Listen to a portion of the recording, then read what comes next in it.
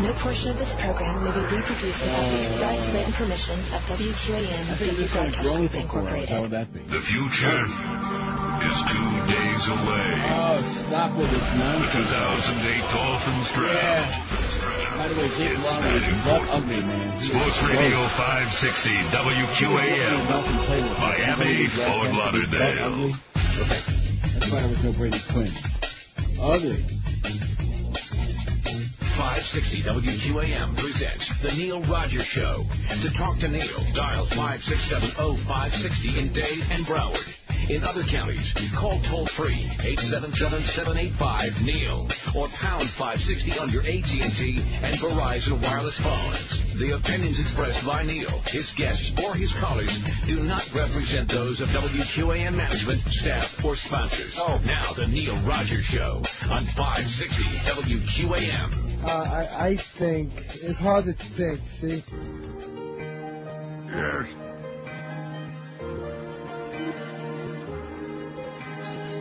Well, I'm a little gay dummy, a flaming homo, and I like to think politics is something I know. Well, I don't know too much, but it's the best this bag can do. Rewriting my songs to say that Hillary's for you. You may think that I live here, but then again, no. No. No. No. No. No. No. No. No. No. No. I have a mansion in Windsor, England, because your country flows. No, I only want your money, so a few concerts I do. For Hillary is the biggest bad I ever knew. So I'm telling everybody, vote for the badass girl and make her the most powerful bitch in the world. Go vote for Bill's wife, go vote for Bill's wife, and keep the White House white. I want a silken title and temperamental full die. You know, I don't want to say I told you so, but on Monday I tried to tell you that there are few things, other than a serious disease, there are few things worse than a head cold. Yeah. And you said, bada-beep, bada-boop, bada-bop, bada-boop. What about cancer? What about leprosy? You know. Bad. Mono. What? Mono. Oh, I've had that. But I'll do my best, being the trooper that I am. I can't hear anything. My ears are plugged up. What? You heard what I said, schmuck. I can't figure out yet which Clinton pisses me off worst. The Ice Princess, that Bulldyke, or Bubba, who's turned from somebody I used to admire and like a hell of a lot into an idiot, just a jackass, a jerk. Well, once he starts doing the finger pointing, you know he's lying through his teeth, you know? Right.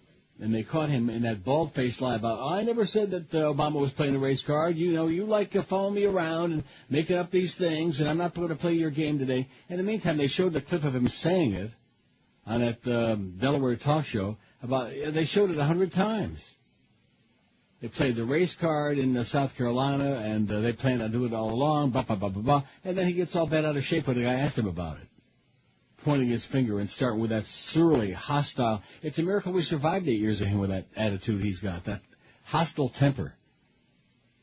That'd be a good ticket, man. Bubba and McCain. Ooh. Wouldn't last the first week without blowing the world up.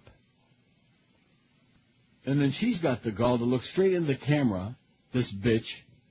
And the people in the media don't. It's like, are they hearing the same thing that I'm hearing? Straight into the camera and say, well, I think all those votes I got in Michigan should count, and blah, blah, blah, and the popular vote this, and blah, blah, blah. There was nobody on the freaking ballot, okay? Somebody one of the talking heads had a great analogy. It's like a team plays the entire baseball season. Yeah. And they're losing. They're in second place by about 5 games at the end of the season, and they're going to finish second. And they say, "Oh yeah, but what about those exhibition games? We had a great exhibition season. We were undefeated. Right. Let's count those games too, as like they're part of the regular season." And she looks in the camera and says it with a straight face, and nobody just falls down laughing and puking and getting hysterical about it. She was on the ballot against Dennis Kucinich and none of the above in Michigan. None of the above. And she only got 53% of the vote. Yeah? Yeah. And she thinks she ought to get those votes to count?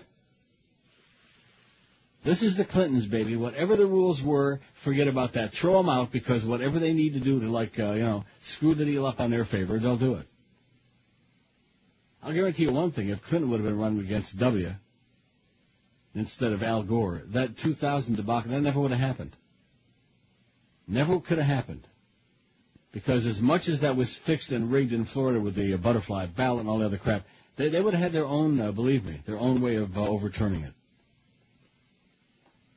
They are the most brutal, and they have this feeling of entitlement. Right. Like it's their White House, and they want to go back in there another 8 years. They liked it. They know where all the silverware is. They know all the bells to ring to get the servants, They want back in there again. The Clinton dynasty. It's really sad. But it's the old smear and schmear. And that's what they're going to do. And, of course, in 2 weeks we got Indiana and North Carolina. And now they're running that grotesque ad in North Carolina, the Willie Horton-style ad against Obama. It just gets uglier and uglier and uglier. And this is what it's all about, with all these problems we've got. And it's like a bunch of children in the sandbox calling each other names.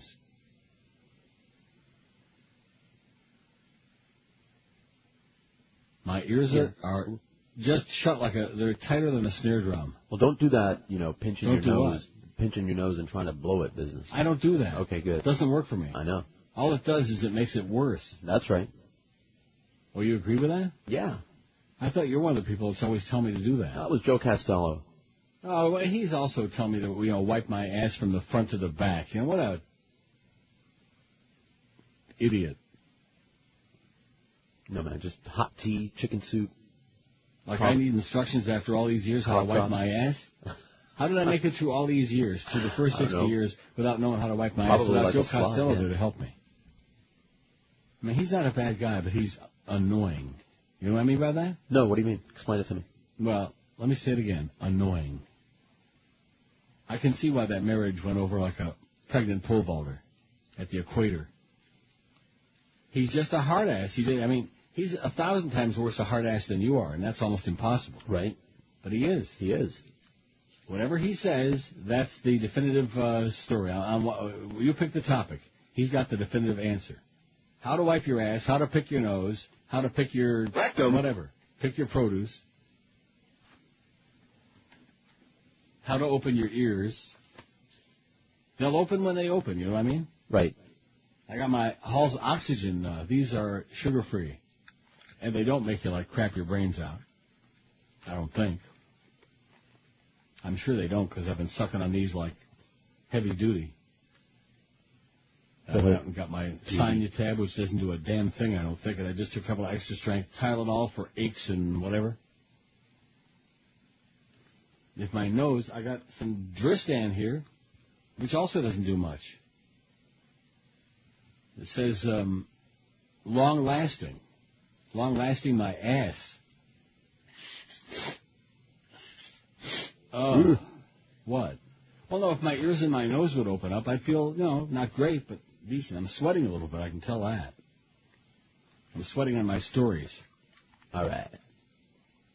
Not good. And what was that with that parade of sales holes we had there this morning? I'm under the weather.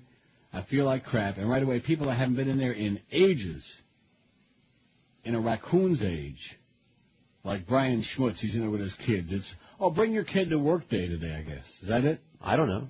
Is it? Bring I believe so, yes. Kids They're all over. Nobody told me. That's all right. That's all right, why? I took my kid to school day today. What do you mean by that? Instead of bringing her to work, she went to school. Oh, well, that was nice of you. I picked up my kid at the dermatologist yesterday, even though I was sick as a dog. I got an urgent request to pick me up at 3 o'clock. And like an idiot, I just, the oldest delivery boy and service person in the city. With no problem. That's me. I'm here to please. After 2 meetings without a decision, developer Isla Dreams, LLC, will have to return a third time to the North Bay Village Commission in its bid to build a proposed 21-story high-rise on the village's tiny Broadcast Key. Remember where that is? No, I used to work there. No, I know thereabouts. I mean, I probably couldn't find it. We used to work right there. That was Broadcast Key? Yeah. I had no idea. At a meeting Monday, the developer presented hours of testimony from real estate, economics, traffic, and urban planning experts, but a decision was postponed until the commission could hear testimony from any objecting parties, including residents. I object. Not. Isla Dreams wants to build Isla Dreams, like WIOD. Yeah.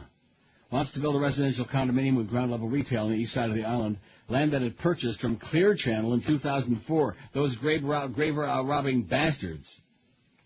The developer shares the island with WSVN, Fox 7, the project's biggest opponent. Hubbubum and Dreard, Channel 7. Channel 7 owner Sunbeam TV is fighting the developer on 2 fronts, in court and before the commission. 95% of the parking and all the access is on their side of the island, said Sunbeam attorney Joseph Matthews. This proposal would put Sunbeam out of business. Good. Put Channel 7 out of business. Be a public service for everybody. Maybe your brains would stop rotting. When Sunbeam purchased its side of the island in '62, it entered into an agreement with the original owner that protected its access to a driveway and other resources shared with the other half of the island, Matthews said. The parties also agreed nothing could be built on the southern part of the island, the side along the Kennedy Causeway, without the other's consent. In a lawsuit, the court reaffirmed Sunbeam's rights, Matthews said. I'm going to talk very low today, by the way. Am I projecting okay? You're doing fine. No. It's GI wine. Slow and quiet. In the lawsuit, the court reaffirmed Sunbeam's rights, Matthews said. In order for them to do what they're asking the city to approve, Sunbeam must approve. Well, screw Sunbeam. Screw Channel 7. Hubman Dreard. Isla Dreams attorney Jeffrey Burko said the idea that Sunbeam will be out of business because the project is a complete fabrication. We're trying to go the extra mile, make sure we've completely addressed the concerns raised by Channel 7, he said. Burko said the plans provide Sunbeam adequate access to the property, including parking space in the building's parking garage. Oh, yeah, all those little Twinkies used to, sashay through that parking lot, man. Brian Andrews and what's the one, Shep Smith from Fox News, that queen. And Ricky Tiki Sanchez, all those losers. Oh, Rick Sanchez is on CNN now, emoting now. Yeah, good for him. Now, Chris, I got good news for you. What's that? Well, I know that you're not too happy this poll's been on for days. I have no problem with it. Yeah, you do. Just think of all those times. We get to as many votes on the polls as we had the first time, so it'd be an exact comparison. Mm-hmm. Of 2033, we had 2067 the first time. We need 34 more votes, and now change the poll. We got the new one up there. Okay. The good new one from Sean in Hollywood, by the way. Thank you, Sean. You're okay in our book. Biggest names. The best talent. This is Neil Rogers. Sports Radio 560 QAM. The sports leader. Dumb as dirt. Home foreclosures, the median home price fell by the largest amount on record. Won't come back, no way. The price of your little house won't come back to that same loan rate when you took it out. Well, the banks have campaigned for a bailout while our homes are foreclosed and they kick us out. Who'd have thought the greedy could profit off the needy? It would leave them a lot, 'cause the value has dropped. Won't come back, won't come back, won't come back, won't come back, won't come back, won't come back, won't come back. 10:18 at 560 WQAM. Now, one of the words that you never hear, and you won't ever hear it on TV, while all these talking heads are analyzing the primary election results and they're emoting and whatever. Redneck. Okay, you won't right. hear that. Sure. Now, I've always told you this, and people laugh at me when I say it, but I've been around the country.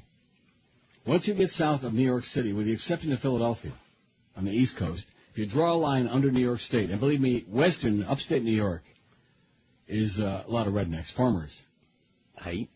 Right. And then you cut across Michigan, and by the way, she's, really cracks me up. I don't know why the Obama people didn't go ahead and come up and try to help find some solution to make Michigan have a revote. Do you know how many black people there are in Detroit? I don't know, a couple. About 80 trillion. And Grand Rapids and Flint and Saginaw. The demographic isn't that old rednecky Pennsylvania demographic like Florida. The only state in the country that's older than Pennsylvania is Florida. The median demographic in Florida is death plus 10. But so you can cut across Michigan, and once you get south of those states, it's all rednecks. Right. Indiana, I'm worried about that, even though he's 5 points ahead in Indiana. Now, North Carolina, which you know better than I do, he's about 20 points ahead. Right. There's a lot of dark folks in North Carolina. And more liberals than you think. Yeah, well, they got Charlotte, which is a liberal city for a rednecky state, right? And a lot of college students. Right. Now, what's the deal with the Catholics? What's the big attraction with her on the Catholics? She got 78% of the Catholic vote. I don't know. Are Catholics necessarily inherently racist? Is that what it's all about? Well, they're inherently a lot of things. No, seriously, what is that all about? She got 55% of the Jewish vote in Pennsylvania. He got 45. What's that about? And I'm sure, what? What's that about? What's that about? That's because she wants to blow up Iran. Oh, yeah.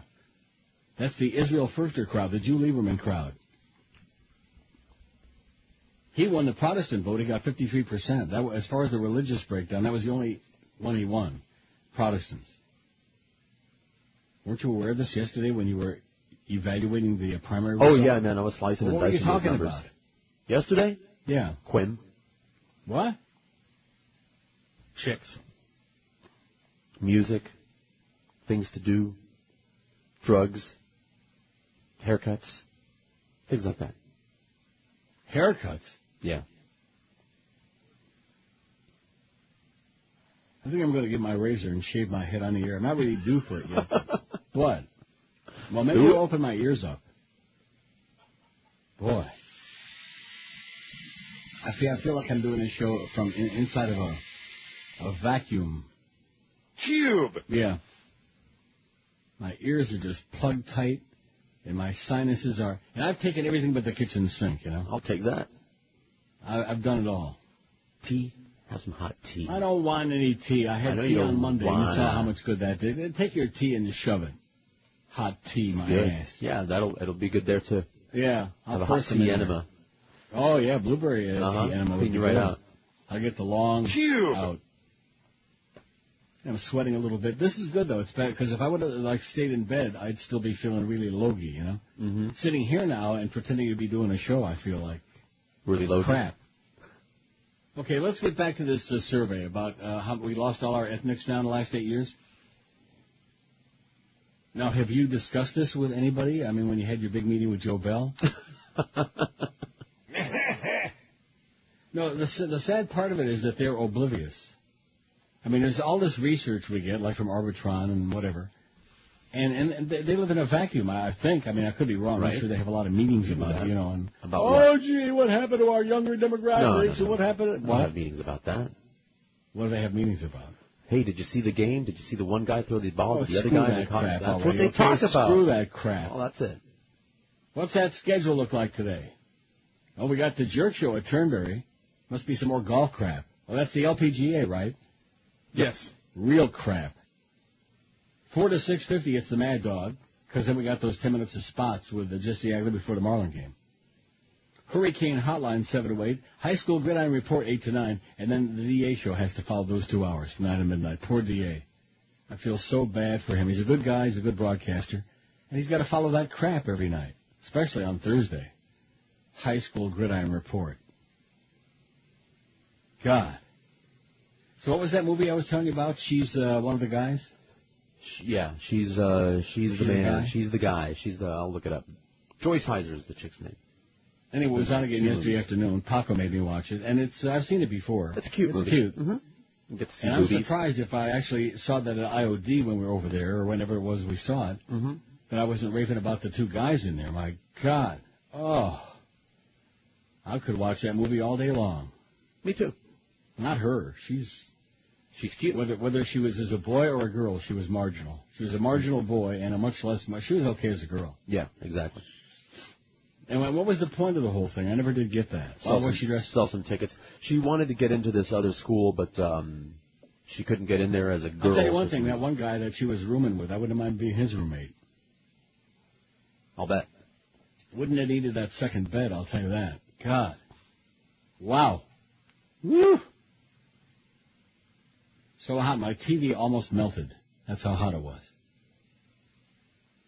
Not that he's in the same category with Stephen Strait, but then again, who is? Did we ever have any facts or anything about... I mean, one of these days, George and I are going to work together to get that router hooked up. We're going to right. confabulate. One of these days. What? Just one of the guys, by the way, is the name of it. Oh. No, that's not what it's called. Trust me. She's just one of the guys? Just one of the guys. She's? No. That's a different movie. What's a different movie? There's She's the Man is another movie along this with kind of the same plot. Maybe that's the one. I doubt it. It was She's something. She's all that? Anyway, getting back to the poll, you're such a... Uh-huh. Yeah, you are. Uh-huh. 2,044 votes. We need 23 more to match the 2,067 we had 8 years ago. Now, how many days did we leave this poll up the first time? Does Eric know that? Don't know. What? We can ask. Yeah, why don't you ask? Ask Eric. Hey, Eric, pretty please, how many days was this poll up the first time, 8 years ago? Because today is the third day, right? We had it on Tuesday? Right. And I was sick yesterday. I'm still sick, but I'm here because I'm a trooper. And because I don't like the way that they... Oh, gee, is Neil okay now? Or is he having another nervous breakdown? Or is Neil screwing off today? Is he out at Woodbine? You know. I have such a great record of showing up over all these years. You know, I have a tremendous... What do they call that? Attendance record. There you go. I do. And yet I always feel guilty. Like yesterday. I mean, I called you and I said, you're on. I mean, I could barely even function. You could barely talk. Right. And today it's marginally better. I think I sound okay. You sound fine. A little hoarse. A little stuffy. Sweaty. Yeah? Ooh. Back of the neck. And also under my boobies. Sweat. Ooh. Boy. That'll happen. Can you imagine one of those big fat shut-ins with a huge boobies? Can you imagine the amount of sweat under those boobies? Can you imagine what that smells like? I'm trying not to. Maybe that's why they all have to get real drunk in those trailers, so that they can, they can be oblivious and ignore... Oblivious to everything. The aroma? Yeah. Dishes in the sink. Rednecks. That's what I'm telling you, man. Nobody counts the redneck factor in these elections. Right. And if you think rednecks are going to vote for the black guy, you're dreaming. From the 26th to the 31st, it was over a weekend. Oh, my God. For 5 days? That's what he says. 6 days? And we're only doing the third day today, and we're already going to top it. I think our audience is growing by leaps and bounds. And we're getting rid of all those foreigners. Yeah. Well, no, I'll give you the numbers when we get, when we're going to change it.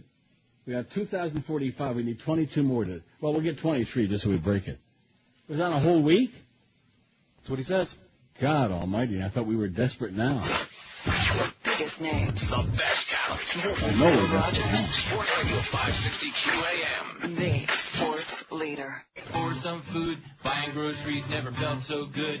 Too bad I didn't know my credit was waxed. Store security was breached and their database got hacked. C-R-A-P, that spells me. My credit is crap.com, baby. I'm as screwed as I can be. Thought about killing myself, maybe. Now instead of eating good and getting fat, my identity was stolen and now my life is just crap. C-R-A-P, that spells me. My credit is crap.com, baby. 10:32 at QAM on a great Thursday. And today is our 2-for-1 deal at noon. Woo! It's the Neil deal. We had a little confusion about that, but then again, we don't have any traffic department. We don't have any anything. Because it's bare bones radio, baby. They are making cutbacks. But you know something? That's not just the Beasleys. That's industry-wide. CBS is laying off all these people. All across radio and TV, they're getting ready for the Big Depression. Have you noticed that? Well, that's depressing. So when you sit down with Jolly Joe, tell him, oh, please, master, please, just, give me $5 a week. Are you really going to ever have that meeting or see if I don't know. Well, why don't you go chase him down? Yeah, right. Say, hey, let's do lunch, baby. And don't call him Fat-Ass Jolly Joe, okay? Never did. He'll take that from me, but he won't take it from you. That's what Norma said. Yeah. No, he did. He said, I can rip him all I want because we have this long-standing 800-year relationship, Mm-hmm. And he's used to my ripping him an ass, which he roundly deserves. But when you do it, he don't like it. Oh. When a punk like you rips a queen like Norma, you got some freaking nerve, mister. Uh-huh. Well, he's done all these things for you for pro bono, Uh-huh. And for Chicken Neck, what did Chicken Neck ever give him? You ever give him any money? Hello? Yeah. Did he ever give him a dime? No, he'd have to have a dime to give him, I imagine. Are you going to start whining again? Oh, yeah, that's what I'm doing. Now that I've gotten him all taken care of? I think he's the only happy, he's the only one that's coming out smelling like a tulip. Yeah. You ever see the tulips in Amsterdam? No. The tulipin? 2051. I'm hoping we get to that 2068. That'll be a real feather in our cap. That would mean that we actually... Well, what does it really mean at all? Nothing. In addition, which probably in 8 years, wouldn't you think a lot more people have computers now? I imagine they would. Aha. Doesn't everybody? Aha. So, where's the comparison there? I don't get it. You don't get what? The comparison. No, what I'm trying to say is that if a lot more people have computers, the fact that we've got as many votes in 3 days as we did in a week doesn't mean all that much. Because back 8 years ago, there were a lot of people listening to us who didn't have no computer. This is true. Except all the ethnics. Now, maybe all the ethnic people had to sell their computers in order to, buy drugs or whatever, Because they're all gone. We got 21 Chinaman, though. It's a lot better than 6. What happened to my Chinaman? I don't know. Maybe they went back. We got Japanese. We're doing good. We have 14 Japanese. First time we only had 10. So we picked up 4 Japanese. You ever pick up 4 Japanese? No, man. I never picked up one. No. I'd like to. Well, I don't know. Where the hell did I see a guy? Oh, was in the one of the strip shopping centers yesterday. There was a guy, and again, not positive, but he looked Japanese. And he looked really good, too. I mean, really, really good. Now, maybe he was Korean, although I don't think so. You ever see a good-looking Korean? He could have been Filipino. I don't know. Yes, I I have, as a matter of fact. Seen good-looking Koreans. Oh. It could have been Filipino. Now, the Filipinos, some of them are really good. Oh, well, that's all. Yeah, okay. All the guys. What? I thought you were going to say good-looking or bad. Some of them are good-looking. I found them to be hit or miss, but, ain't that the case with most people? Yeah. I think it's safe to say that in every category there are really beautiful people. Sure. Every country there are really... Every city. Mm-hmm. Except maybe, I don't know, Margate. What? I haven't done an exhaustive search. Sunrise Lakes. I mean, if you think beautiful people all have, false teeth and all gum their food. Yeah, the thing about the old women, man, it just frosts my fat ass. Hillary and the old bitches. And the interesting part of it is among 18 to 45, he did great. He kicked her ass. But there are only 50 of those people in the whole state of Pennsylvania, and they all go to school. All the rest of them are 90 plus. Did you see the demographics they were showing? No. Of the people that voted, and of course those are the people that do turn out to vote. You know that. Right. Like in Dade County, the old Cubans, especially the women. They show up like it's a religion. Comunista, comunista. You know how that goes. Mm-hmm. 2054, baby. Chris is getting on the edge of nervous breakdown now. Yeah, what was the number that it was last time? 2067. Okay. Keep an eye on it, and let me know when we get near it. All right, 11 more. Speaking of numbers, here he goes with the freaking numbers again. Hey, listen, don't let me exert a whole lot of energy. Okay. I'll be out sick the rest of the week, which is only play some nice long bits. I'm not playing nice long bits. I'm trying to do a show here today. I don't want to slack off. You said slack, right? President Bush has set a record he'd presumably prefer to avoid, the highest disapproval rating of any president in the 70-year history of the Gallup poll. Oh! In a USA Today Gallup poll taken this past weekend, Friday through Sunday, 28% of Americans approve of the job Bush is doing, 69% disapprove. If that's the case, then how come McCain is doing so well against both Bush and Obama, against Swillery, whatever her name is? Because he just promises another 4 or 8 years more of Bush. Am I right? Yes. Yes. Although he's actually crazier than Bush, if that's possible. Not dumber, but just crazier. Right, which is kind of scarier, if you ask me. The approval rating matches the low point of his presidency, and the disapproval sets a new high for any president since Franklin Roosevelt. The previous record of 67% was reached by Harry Truman in '52 when the U.S. was enmeshed in the Korean War. Bush's rating has worsened amid collapsing optimism about the economy, said Charles Franklin, a political scientist at the University of Wisconsin-Madison who studies presidential approval. Record gas prices. Thank you very much, Mr. President. That kid that called in that day, he needs to be horsewhipped. I'd like to find his ass and just tie him up to a tree outside the studio there, outside the building, and invite the whole audience to come by and just whip his ass. That'd be fun. We could make some money. Thank you, Mr. President, for the low gas prices. Schmuck.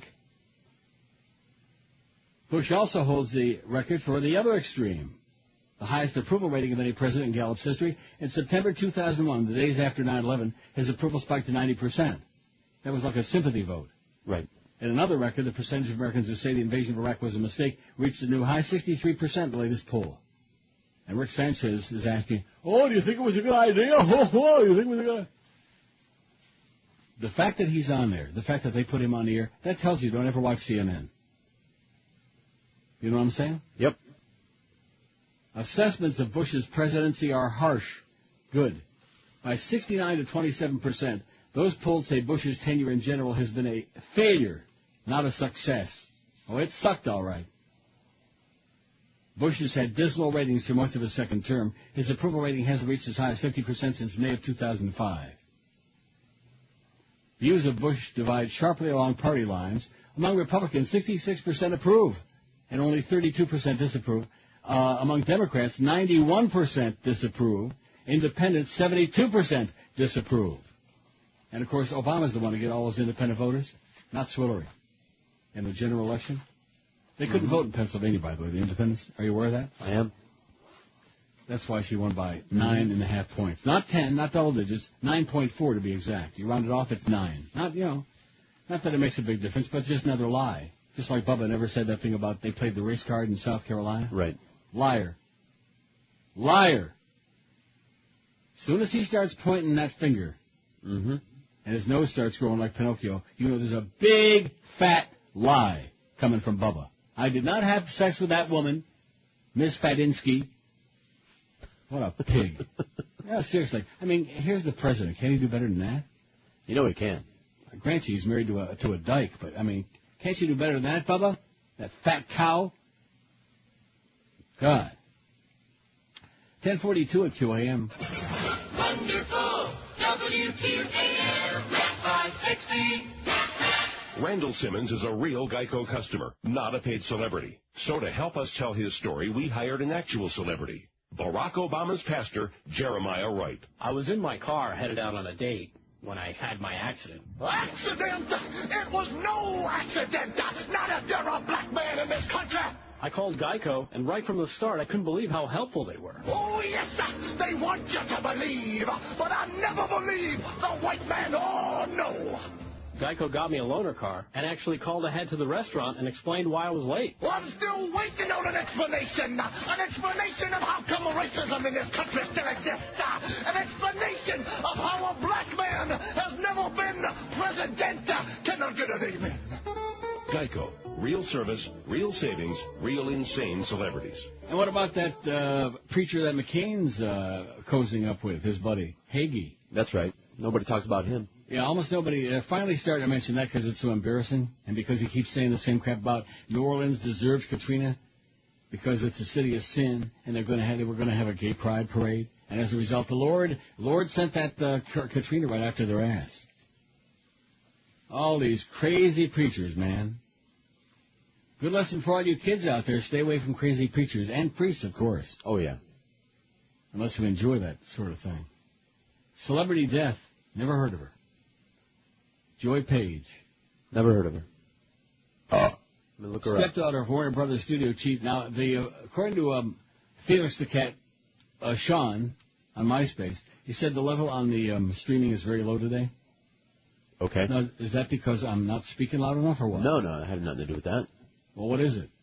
Must be them. Must be who? You know, the internets. Get out of here, Meg.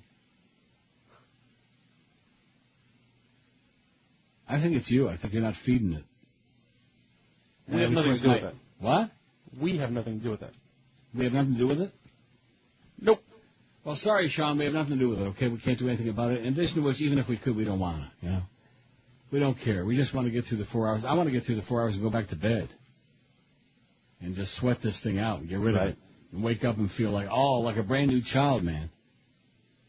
Joy Page, stepdaughter of Warner Brothers studio chief Jack Warner, who earned her place in film history playing the dark-haired young Bulgarian newlywed in Casablanca, has died. She was 83. Now you know who it was? Nope. No. I mean, I just looked her up and found that same thing there. She died of complications from a stroke and pneumonia Friday. Maybe I have pneumonia. Well, that could be. No, get out of here. Get out of here, Meg. If I had pneumonia, I'd have chills and fever. Right? Huh? I don't know. I don't know what pneumonia looks like. What it looks like? Feels like, sounds like, any of these things. The actress was a 17-year-old Beverly Hills High School senior when she landed the role of Anina Randell in Casablanca, the classic 42 film starring Humphrey Bogart, Ingrid Bergman, and Paul Henride, whatever his name was. Highly overrated, by the way. You must remember this. Any movie that Humphrey Bogart was in always gets rave reviews, and and some of them were very good, and some of them suck. Kane Mutiny was much better in Casablanca. I agree. And that's because what's his name was in it? Robert Francis. Okay. God, he's dead. I told you that. Right. He was so pretty that it was almost illegal, Robert Francis. Do you remember? And he was really, the story was really about him. His character was like the central character of the movie. Right. So you know who I'm talking about? Yep. Willie. Was that his name? I've seen it like 3-4 times, that movie. I get the willies just thinking about it. Hey, Robert. I bet you don't look too good now, though. Can you imagine what it... Well, I don't know if they do a real good job with embalming people. Yeah, who knows? Dig well, him up. Stop. Huh? Dig him up and take a look. Oh, I don't want to look at him now. Oh, my God. Poke him with a stick. He might actually still look pretty good. He was very young when he died. Well, at least he can't run away. That's what the Hunchback of Notre Dame said. And I think I'm very, right in his category. Well, I don't want to read any more about this because nobody knows who she was. Right. Well, there you go. She's dead anyway. She was 83. That's not so bad. Unless you're 82. 2,063 votes on the survey. We're getting right on the precipice of a major breakthrough here, Chris. Yes, we are. Do you believe me? Yes, of course. No. Let's see. 2063, like I said. We need 5 more to break the first one, which was on there for a whole week. Well, like I said, that was 8 years ago. And now, what percent? Would you say like 3 times as many people have computers now as did back then? Easy. 5 times as many? That's like so we should have 10,000 votes. So maybe we ought to leave it up to the whole week and see if we get 10,000. All right. Not. Should make it easy. That would be the whole audience. Remember when the Cume used to be like 150,000, 160,000? Yeah, the good old days. Now it's like 50 people. Boy, I'm sweating. Not well, good. Good. No, it's good. Is that good? Yeah, it is. Why? Well, I mean, your fever's breaking, for one thing. I don't have a fever. For the flavor Not anymore, you don't. Doctor. 2063. Well, stuck right there. I bet you once we get past the top of the hour, we'll break it all down. And then we can mix and match all the numbers. And see all those ethnics that we lost in 8 years. Boy, that's sad. Makes me want to cry. You know what makes me really want to cry is this story. Okay. This is enough to make me want to come back down there, and not that they need me. I'm sure the ACLU will intervene. One more. And, One more. Will you shut up? Florida drivers can order more than 100 specialty license plates celebrating everything from manatees to the Miami Heat. But one now under consideration would be the first in the nation to explicitly promote a specific religion. The Goyim just won't stop, man. The Goyim won't stop. The Florida legislature is considering a specialty plate with a design that includes a Christian cross, a stained glass window, and the words, I believe. 2067. Great. One more. Representative Edward Bullard, the plate sponsor, said people who believe in their college or university or believe in their football team already have license plates they can buy. There's no constitutional guarantee of separation of football team and state or college or university and state. 68. All right. Print it out. Get over with. I think you're confusing the movie, by the way. I'm not. I just researched. Although I'll send you the link, and you can verify if these are the people that you were looking at, but I'm pretty sure. Believe me, I know the people I was looking at. I will send you the link. Let's see. Okay, I'm voting. I should have voted for Curry. The new poll is up. Which of these makes you fart the worst? Now, does that mean, see, I'm not really understanding. It's a good poll, but does that mean make you fart a lot or make your fart smell the worst? Either or. Either or? Take your pick. How about curry, man? All the Punjab, man, they eat curry. Representative Edward Bullard said, well, if the plate is approved, Florida would become the first state to have a license plate featuring a religious symbol that's not part of a college logo. Approval would almost certainly face a court challenge. You bet. You bet your sweet effing ass. The problem with the state manufacturing the plate is that it sends a message that Florida is essentially a Christian state, and second, gives the appearance that the state is endorsing a particular religious preference, said Howard Simon, executive director of the ACLU. See what I tell you about them? Mm-hmm. The I Believe license plate still has a way to go before it reaches the roads. The proposal is part of a package of license plates being debated in the Senate, ready for the floor vote. In the House, a bill that would authorize the plate has passed one committee 8-2. The legislature's annual session ends May 2nd.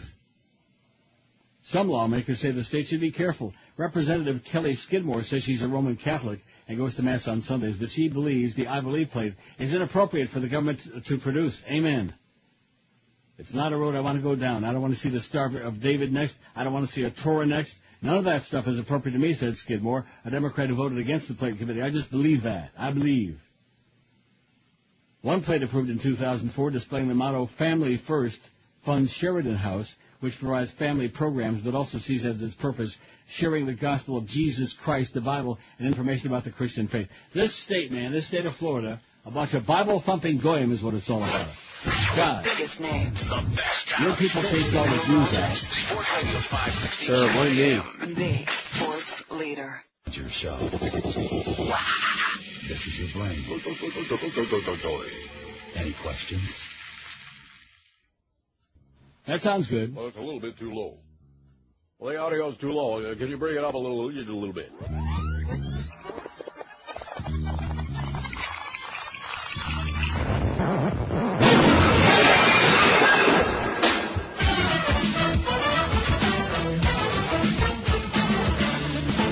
Well, that's a little bit better. Coming at you. On the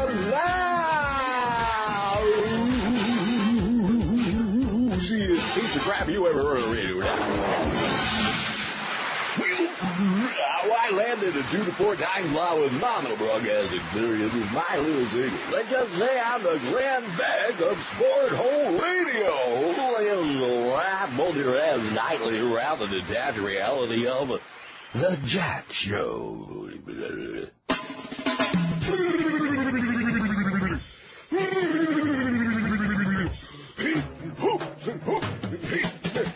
Action back the tricks and count into the heat and the hoops and the swindle sheet. Heat, the swindle sheet. Man, doing radio show a whole lot of fun. We're going to shake it up here a little bit now. Love, strippers, and hookers for Bailey Sports. Hello, men. Let's talk a little bit about the erectile dysfunction.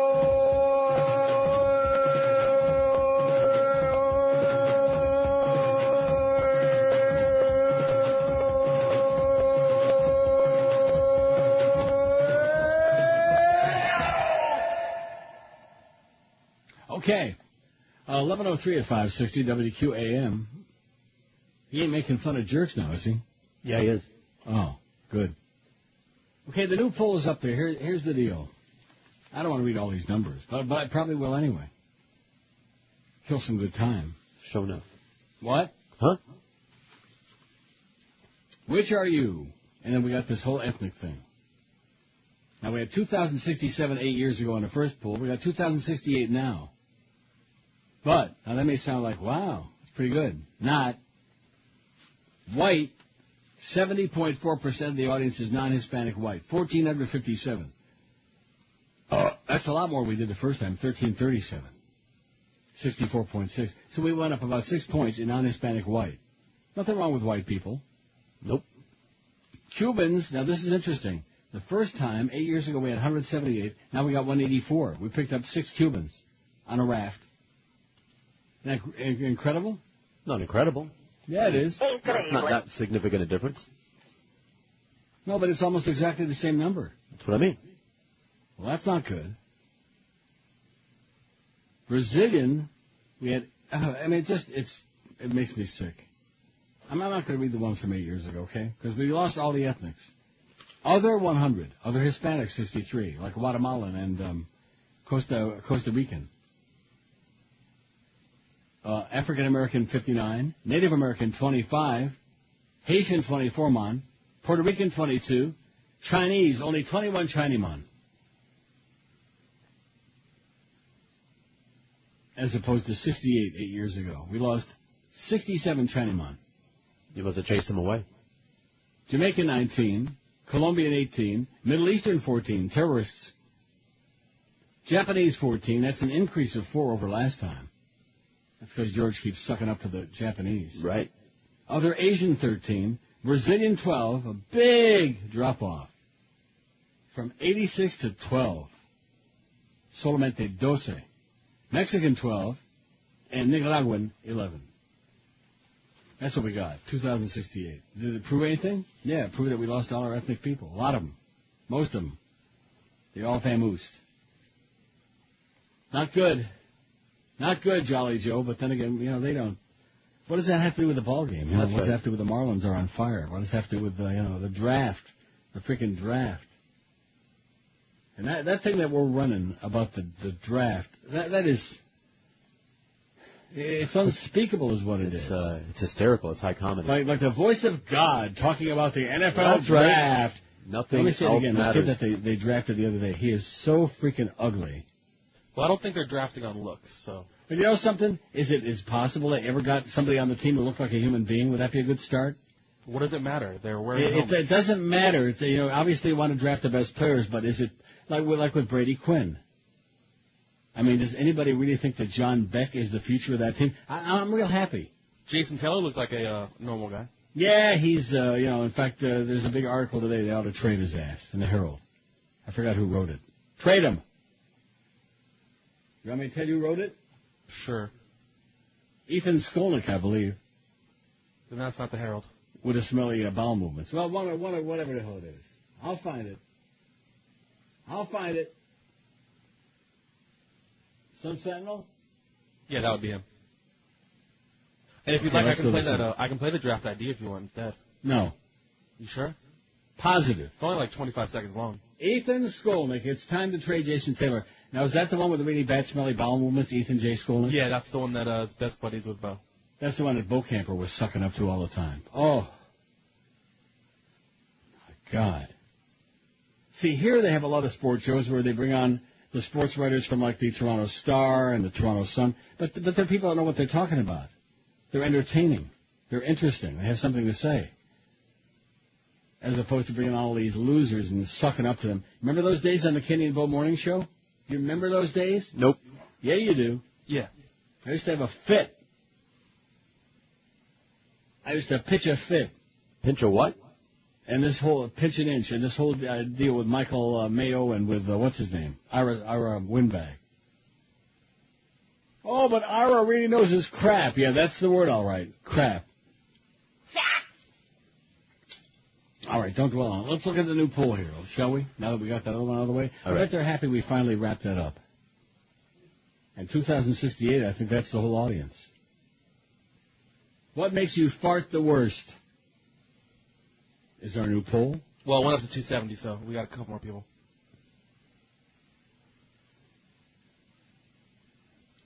Do you know something? Even when I'm not sick, you wear me out. I would have answered quicker, but I was... You wear me out. I just reached the point where I want to, like, put my head down like the bird, you know, on the table. Well, wait till 2. Huh? Wait till 2. I'm not going to do that. I got important things to do today. I know what they are, but like sleep. 49 votes on the new poll. What makes you fart the worst? We're not doing the best burger in town yet. We'll leave that up to Tootsie. I bet she's still doing it. Eggs 11, baked beans 10. Oh, an egg fart, man. Ooh, yeah. Something special. Especially if you have that. like egg salad. I don't know what it is about egg salad. Ooh. You eat egg salad? Sure. I'd rather be dead than eat that crap. Well. God. I'm not even big on chicken salad. Or tuna salad.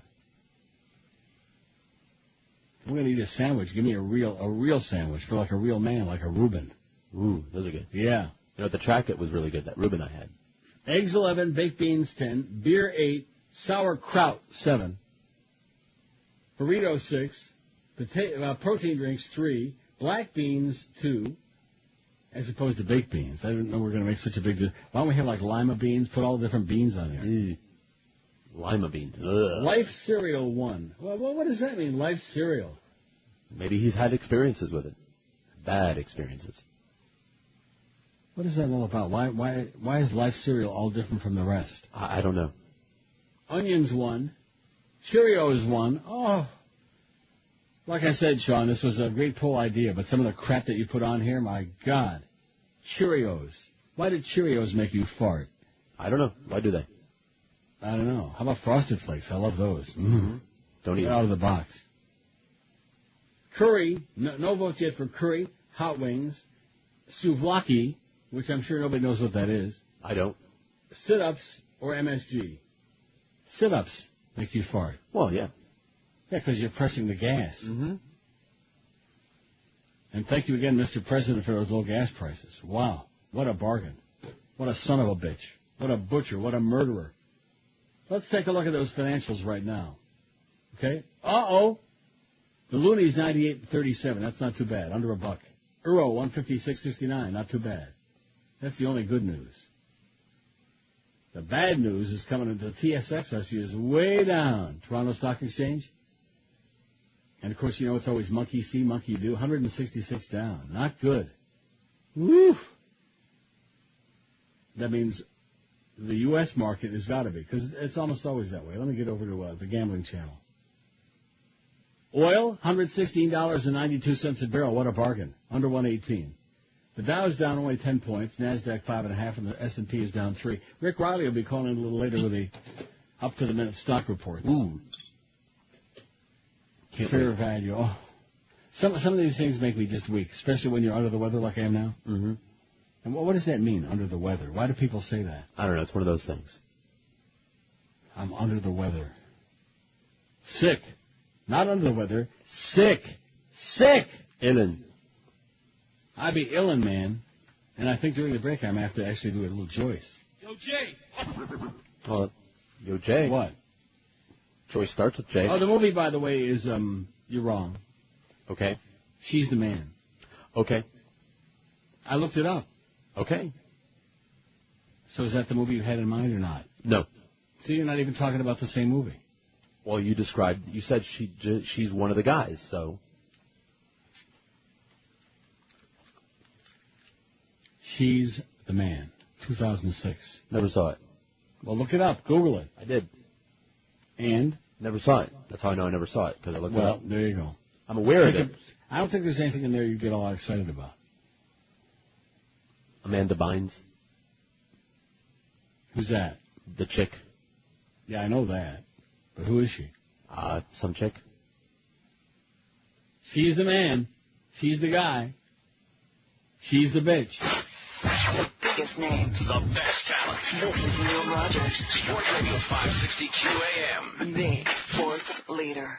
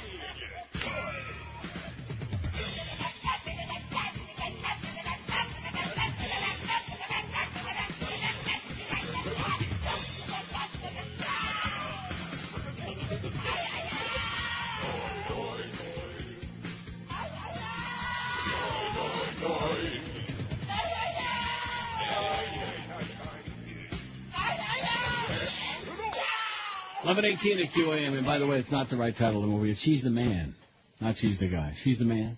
Okay. With Channing Tatum. But nevertheless. I'm sure nobody ever saw it anyway. 2006, it's only 2 years ago. I never saw it. You didn't miss much.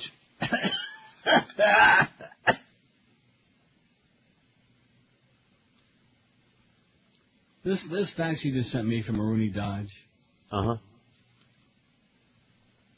You don't want to be around me after I've had a big bowl of chili in big letters here. Big bowl of chili. Well, la-di-da. Put chili on there and also put dairy products. Okay. Yeah, good idea. That's right. If you're lactose intolerant. What? If you're lactose intolerant or not. Or not. Well, especially if you're intolerant. Right. Ooh. Like most of those old bitches in Pennsylvania. We don't want to vote for no Schwarzer. We don't even know what that means, but we don't want to vote for no Schwarzer. Okay. We like Swillery. She's one of us. Yeah, that's the problem. She's an old bag. That's right. Old bitch. I mean, it's been over for a long time, and they just, oh, but those people in Michigan that voted for me, that should count against none of the above. And the people in the media, they put that on the air, and they don't question it. They don't analyze it. Boy.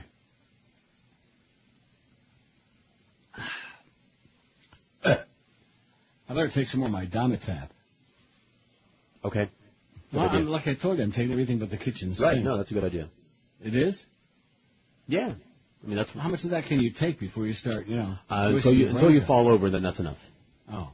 That could be soon. That's how you know you've had enough. Oh. I'm done. Don't be done. Just about. Well, no, I was going to start reading this editorial from the New York Times yesterday, The Low Road to Victory. This is great. And, of course, keep in mind, in spite of what the talking heads tell you, New York Times, they endorsed Hillary. Keep that in mind. Okay? Okay. Oh, boy. The Low Road to Victory editorial in yesterday's New York Times. I'll never get through this. What?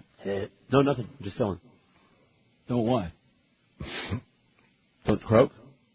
I'm not. It's a cold, okay? I'm not in like intensive care here. It's not pneumonia. Oh, look at that, Indiana. Pennsylvania, so she probably won't pick up any extra ground there. But a lot of the Democrats here consider themselves basically conservative, and that could disincline them to Obama's message of change. So, what helps Obama?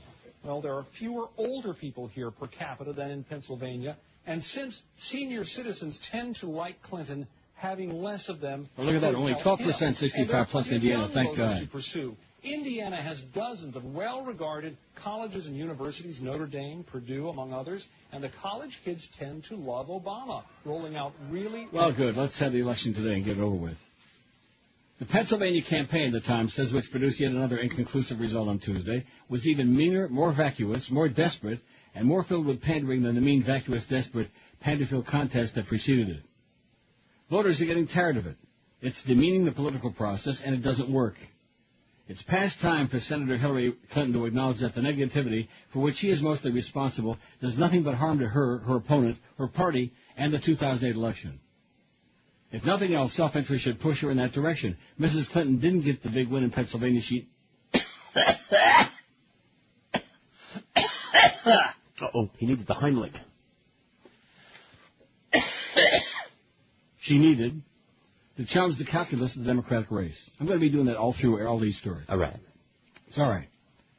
It is true that Senator Obama outspent her 2-1, but Mrs. Clinton and her advisors should mainly blame themselves because, as the political operatives say, they went heavily negative. And what if I do one word at a time? Okay.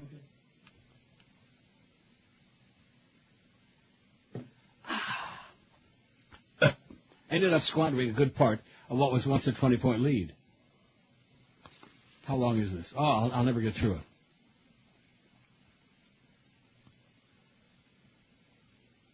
I can play background music. Wow. This has been going on for 2 days. Coughing. And I better get my Dimetap. There you go. You think that'll do it? It'll help. So you don't want to drink that hot tea. I'll be back. All right. Yo, Jay. Wait. I just had it on deck. Before we got fitted in. I'll cue it up.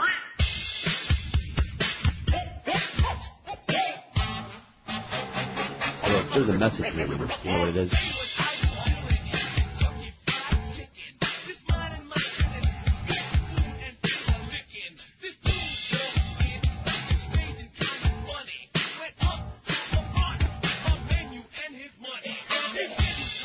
Well, here. Easy so live. You hear the body fall sound effect? Yeah, that's me.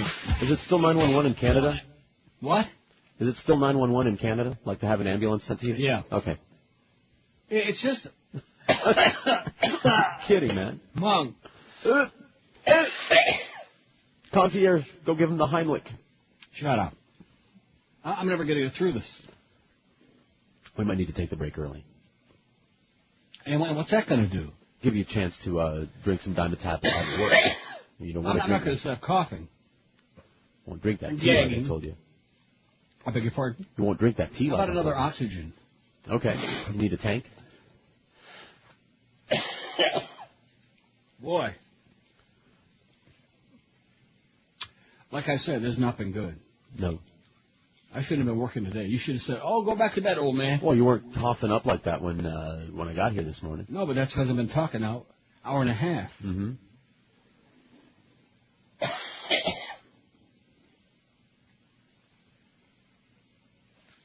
I bet they're all gathered around the radio now, waiting for me to croak on the air. Just a cold. Not the end of the world. It's just a freaking cold. Oh, my God. In other words... I'm dying over here. Eggs. Eggs. I almost voted Eggs 24. Baked beans 21. 105 votes on the new poll. I'm serious, man. If I can make it till noon, that will be a miracle. So you better get some of your grade A material ready. All right, I'll cook something up. Because I'm giving it my best shot, but I don't think I can, function. All right. Well, we'll see. All right. Let's take the break. I'm here. And when we come back, I'll be just like brand new. Okay, beautiful. Not. Biggest names. The best talent. This is Neil Rogers. Sports Radio 560 QAM. The sports leader. Neil Rogers got.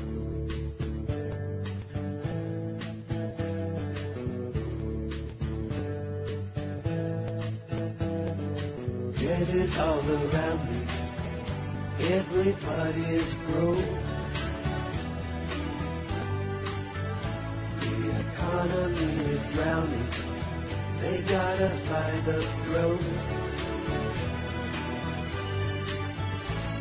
I'd like to do some driving, but can't afford to go.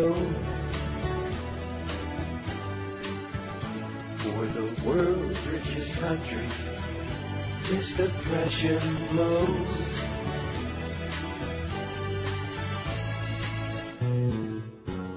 After 9/11, the stage was set for the neocons to grab all they could get.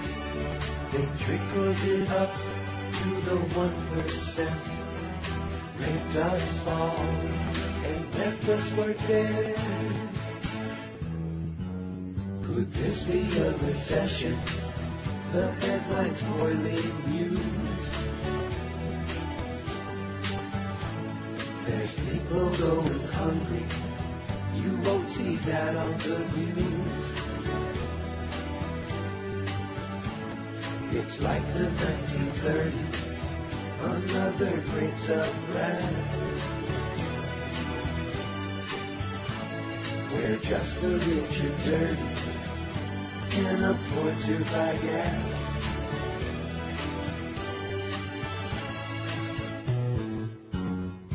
The corporate newspapers say it will end, the ones that I use for the sheets on my bed. You patriotically let them in control. They robbed us blind, now we drive a dust bowl. We're in a deep depression, but they don't want you to know. For the world's richest country, this depression blows. Yes. Yeah, this depression blows. This depression 11:32 at QAM. So what about whooping cough? You think this could be it? Ooh, I've never encountered whooping cough before. Whoopee. That's a new one. Yeah. Also known medically as pertussis, is a highly contagious respiratory tract infection. Although it initially resembles an ordinary cold, whooping cough may eventually turn more serious, especially in infants. Wow. In its more advanced stages, it's marked by a symptom that gives the disease its name, a severe hacking cough followed by a high-pitched intake of breath that sounds like whoop. Well, you're not doing that yet. No, not yet. That'd sound way better. What? That would sound way more fun if you were whooping. Once you become infected with the bacterium that causes whooping cough, it takes a few days or to a few weeks for signs and symptoms to appear. When they do, they're usually mild at first and resemble those of a common cold, such as runny nose, yes. Nasal congestion, yes. Sneezing, yes. Red watery eyes, yes. A mild fever, yes. Dry cough, yes. General feeling of being unwell and loss of appetite, yes. Wow. Oh, look on the bright side, you'll lose some weight. After a week or two, signs and symptoms become worse and usually include severe coughing attacks that bring up thick phlegm, not yet. Coughing attacks. Up to 15 coughs in a row that end with a high-pitched whoop sound as you gasp for air. Whoop. Fatigue from coughing so much. In adult, signs and symptoms of whooping cough may resemble those of bronchitis, a respiratory infection that causes a nagging cough. May have heard it referred to as the 100-day cough. Wow. Well, you got 100 days to look forward to. Oh, of this? I'll jump off the I don't think patio. so. I'm not doing 100 days more of this. And what did you just fax me now? Just a fax. I think it's a request, if I recall. Joe says, how's the weather in Canada? It's beautiful. It's sunny. It's 72. My daughters are skipping school today by participating in taking daughter to work and listening to Neil God Day. Oh, great. They enjoy the burping and coughing, and if it weren't for Joyce, they would also enjoy the corduroy rubbing noises. Oh. The sound of corduroy pants, the two pant legs rubbing together? Didn't play that. Yeah. That's what that is. We're Monty Python fans. We'd like to hear Eric Idle singing Always Look on the Bright Side of Life, which we need to hear during the days of Bush ruining our country. Have a nice day, Joe. Thank you, Joe. I'm not having a nice day, though. I'm having a sick day. It's all right. But tomorrow will be just like brand new. Or dead. Now can I get back to the New York Times, the low road to victory? I think you should. The editorial? I don't know if I'll finish it or not. You might be allergic to it. I think I'm done with that fit. But basically what it is, it's like a nasal drip. Yeah, post-nasal drip. It's it goes along with this cold, and it drips into your throat, and that's when you start. Because I'm not coughing up like phlegm. Right. Like big, copious amounts of big, oozing, goopy phlegm. Right. Which is unfortunate, because that's usually a good sign. Right. On the eve of the crucial primary, Mrs. Clinton became the first Democratic candidate to wave a bloody shirt of 9/11. A Clinton TV ad torn right from the Karl Rove playbook evoked the 1929 stock market crash, Pearl Harbor, the Cuban Missile Crisis, the Cold War, and the 9/11 attacks, complete with a video of Osama bin Laden. If you can't stand the heat, get out of the kitchen, the narrator intoned. If that was supposed to bolster Mrs. Clinton's argument that she's better prepared to be president in a dangerous world, she sent the opposite message on Tuesday morning by declaring in an interview on ABC News that if Iran attacked Israel while she were president, we would be able to totally obliterate them. By staying on the attack and not engaging Obama on the substance of issues like terrorism, the economy, and how to organize an orderly exit from Iraq, Mrs. Clinton does more than just turn out voters who don't like negative campaigning. She undercuts the rationale for her candidacy that led this page and others to support her, that she's more qualified right now to be president than Mr. Obama. Mr. Obama's not blameless when it comes to the negative and vapid nature of this campaign. He's increasingly rising to Mrs. Clinton's bait, undercutting his own claims that he's offering a higher, more inclusive form of politics. When she criticized his comments about bitter voters, Mr. Obama mocked her as an Annie Oakley wannabe. All that does is remind Americans who are on the fence about his relative youth and inexperience. No matter what the high-priced political operatives from both camps may think, it is not a disadvantage that Mr. Obama and Mrs. Clinton share many of the same essential values and sensible policy prescriptions. It is their strength, and they're doing their best to make voters forget it. And if they think that only Democrats are paying attention to this spectacle, they're wrong. After 7 years of George W. Bush's failed with us or against his presidency, all American voters deserve to hear a nuanced debate right now and through the general campaign about how each candidate will combat terrorism, protect civil liberties, address the housing crisis, and end the war in Iraq. It's getting to be time for the superdelegates to do what the Democrats had in mind when they created superdelegates, settle a bloody race that can't be won at the ballot box. Mrs. Clinton once had a big lead among the party elders, but has steadily been losing it, in large part because of her negative campaign. If she's ever to have hope of persuading those most loyal Democrats to come back to her side, let alone win over the larger body of voters, she has to call off the dogs. Yes, well, who let the dogs out? Huh? Ooh, yeah. Brock said this. Maybe one of my ears will open up. I don't think so. Ooh, that'd be good. It'll open up in the shower.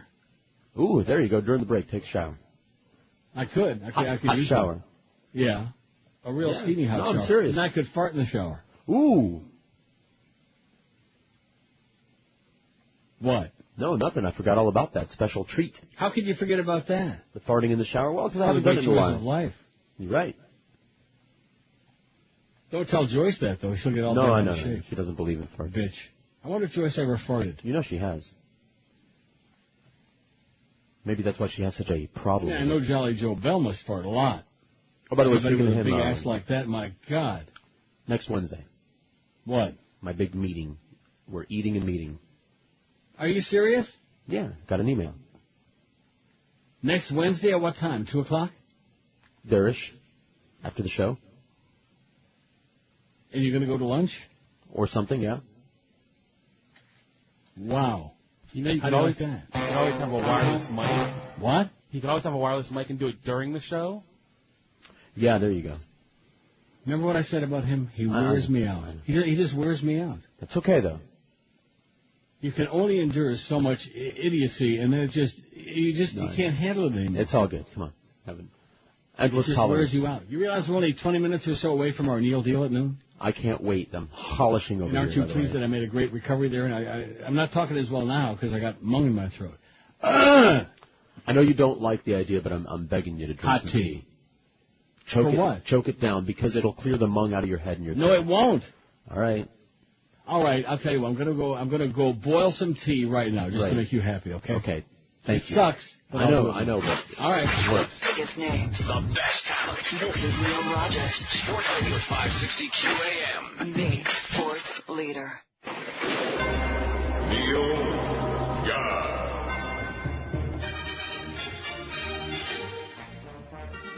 I'm not bitter. I'm not bitter. What could Obama possibly mean? I'm just dandy. Life is raining fortune on me. We're not bitter. Why be bitter? Life's just pink unicorns and candy. Just consider the great shape of our economy. Everything's great, so why should I care? I can't afford to drive down the street. street. They say Obama's not aware of all the money that's growing on trees. I'm not bitter. Who says I'm bitter? Why, everything here is just fine. And that's why, man, I want to commit suicide. Okay, it's 11:44 QM. Don't I sound much better now? And that's because I drank some tea, yeah. Okay. I didn't drink it yet. Oh. I got it here, though. All right. It's all brewed. Even if you just like hold the cup and huff the steam, it'll help. Huff the steam? Yeah, huff it and puff it. Yeah, huff this. That? Bigelow cranberry apple herb tea. That actually sounds good. Sans caffeine, no caffeine. Cranberger et pomme. Mm-hmm. A delectable blend of cranberries and sweet apples. That'll make you fart, big time. Real big time. So you're having a meeting with Jolly Joe on when? Next Wednesday? Wednesday, the 30th. By that time, I'll be all healed up. This tea isn't doing me a bit of good. Just keep sipping it there. Yeah, sip this. It's so damn hot. Right. That's good. Ooh. I'm feeling better just thinking about it. I'll bet. Because that whole bunch of Splenda that I jammed in there? Yeah. You like Splenda? Yes, I do. Splendid. Okay, now let's see if I'm going to recover now. That was a bad bout, a bad hacking, and that was about as bad as I've ever had. Maybe it accomplished something, though. Maybe it got something up. Or what? Out.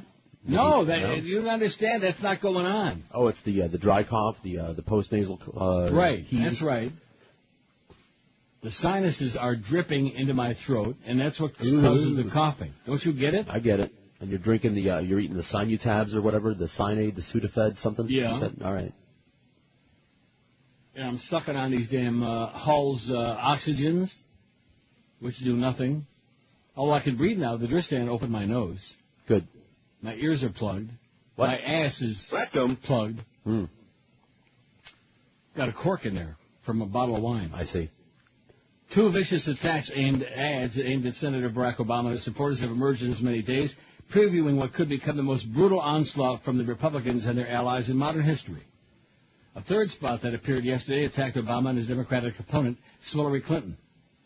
The North Carolina Republican Party unveiled the ad yesterday that invokes the most incendiary comments from Obama's former minister, the Reverend Jeremiah Wright, and to attack two Democratic candidates for governor who have endorsed Obama for president. North Carolina holds its primary in 2 weeks. 2 weeks from yesterday. Also yesterday, Floyd Brown, the conservative ad man who created the infamous Willie Horton ads in 1988 against Michael Dukakis, unveiled an ad accusing Obama and Clinton of wanting to raise taxes, and it targeted Obama for supporting driver's licenses for undocumented immigrants. That spot came a day after Brown unveiled his first attack ad, which seemed to try to blame Obama for several gang-related murders in Chicago after he voted against a proposal to impose the death penalty for gang-related crimes. The ad quoted an editorial describing the murders as urban terrorism before displaying a picture of Ground Zero and questioning Obama's toughness in the war on terror. The narrator says the editorial demanded action on gang violence, but it was written more than 3 months after the bill it references, which was vetoed by the Illinois governor.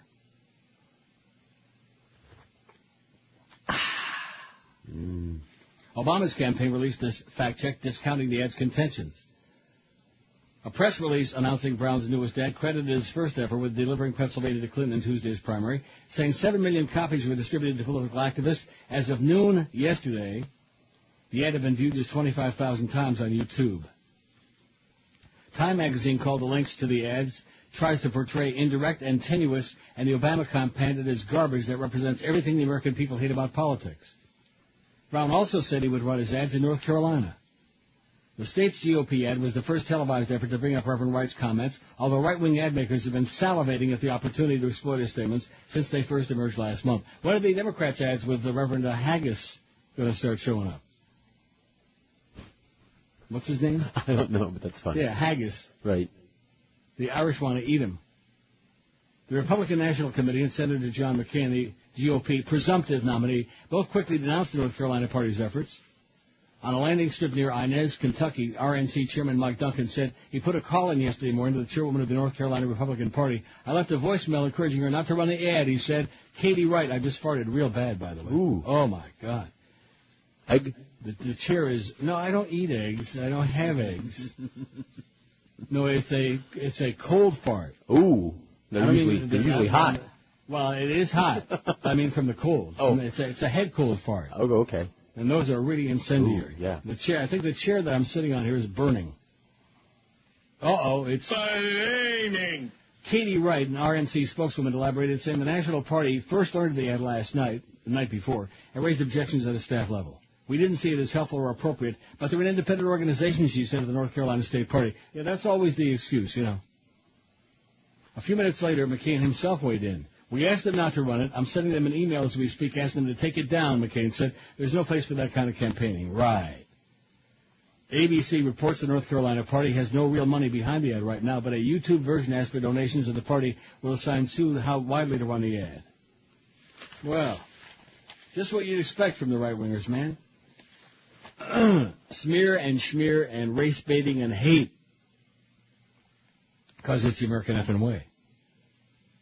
Yeah, I don't think I'm going to survive that fart in the chair. Really? I think I burned a hole in the chair. Oh, no. Even Burning Randy rubber? never ruined a chair like that. Now, is it a leather chair or fabric? No, or it's what? fabric. Oh, okay. Leather. Well, I don't know. Boy, that's good stuff, I'll tell you that. Good. Sounds good. But I don't know if it's going to help, though. Do I sound better? Yep. At least I'm not hacking and... Oh. That was bad. Every now and then that happens. Mm-hmm. Oh, and last night Larry King's mic was off in the middle of his insipid show. His mic went out. And he's fumbling around. And he kept grabbing the cord for his bag. Which I thought was pretty embarrassing. Yeah. Must have smelled really good in that studio. Great. Well, that's because James Carville was there. His behavior these days. It's enough to make anybody fart. In fact, we're not going to do it, but it is certainly a possibility. A James Carville fart. Did we put, like, veggies on there? Like broccoli and stuff like that? We ought to. I mean, veggies. It's like cabbage or sauerkraut is on there. Oh! You just want Nothing veggies? like a sauerkraut to make you fart your brains out. I sure wish I was in Berlin right now. Without this cold, reliving my experience from 2 summers ago during the Olympics. During the, what was it? Was it the Olympics? Okay. If you say so. No, it was the World Cup. I'm sorry. All right. Well, whatever the hell it was. Crap. Soccer crap. God. What makes you fart the worst is our poll. Baked beans, 37. Eggs, 29. Burritos, 18. Sauerkraut, 14. Beer, 14. Baked beans, 10. Onions, 8. Dairy products, 7. Chili, 5. Cheerios, 5. I don't understand the thing with the cereal. Do you? No, I mean, it doesn't have that effect on me, but maybe it does on Sean, since he made this poll. He's got a cereal problem. Protein drinks, 4. Sit-ups, 4. Life cereal, 2. Hot wings, 2. Curry, 1. 1 for curry, man. We didn't put those people on our ethnic survey, the India people, did we? No, we did not. I don't think we did. Oh. Punjab, man. There were a lot of omissions. Whatever. Curry, 1, and 1 for MSG. None for veggies or souvlaki. So what is with souvlaki? I guess I've got to look it up. Crap. That's Ron. He's a good guy, but he's always got to put some esoteric crap on there that nobody has any idea what he's talking about. But, hey, it's there. It's just there. 166 votes on this poll. It's Greek. Oh, it's Greek? Yeah. Well, that's right. Small pieces of meat, vegetables on a skewer. Like a kebab. Vegetables on a skewer, a souvlaki? Meat and veggies on a skewer, like a shish kebab. Mm-hmm. And that makes you fart? So there you go. Apparently it makes Sean fart. Everything makes Sean fart. So it would seem. I wonder if this tea is going to make me fart. It did a minute ago. Really? You think it was a tea? I must put a hole in the chair. I mean, it was just like lightning. Lightning from my ass. Yeah, just like that. The rumble into from the down chair. under. Jackson, you could feel the protrusion. That gaseous expulsion made in the chair. You could feel it. Right, thunder from down under. Yeah. Going around. The chocolate thunder from down under. Uh-huh, I bet it was. Oh, I hope not. Spin art. I'll let you know after the break. Okay, let's get serious now, okay? No. Or no, I don't, okay. No, because I think I'm going to go Joyce during the break, so I don't have like a whole repetition of these. Okay. Well, listen, I've taken the whole damn medicine cabinet here, so there's no doubt that... I think that shower is a good idea. Take the tea in there with you. But in a couple of minutes, I may have to whether I want to or not. All right. If you catch my drift. I do catch your drift, and I'm glad you're in Toronto.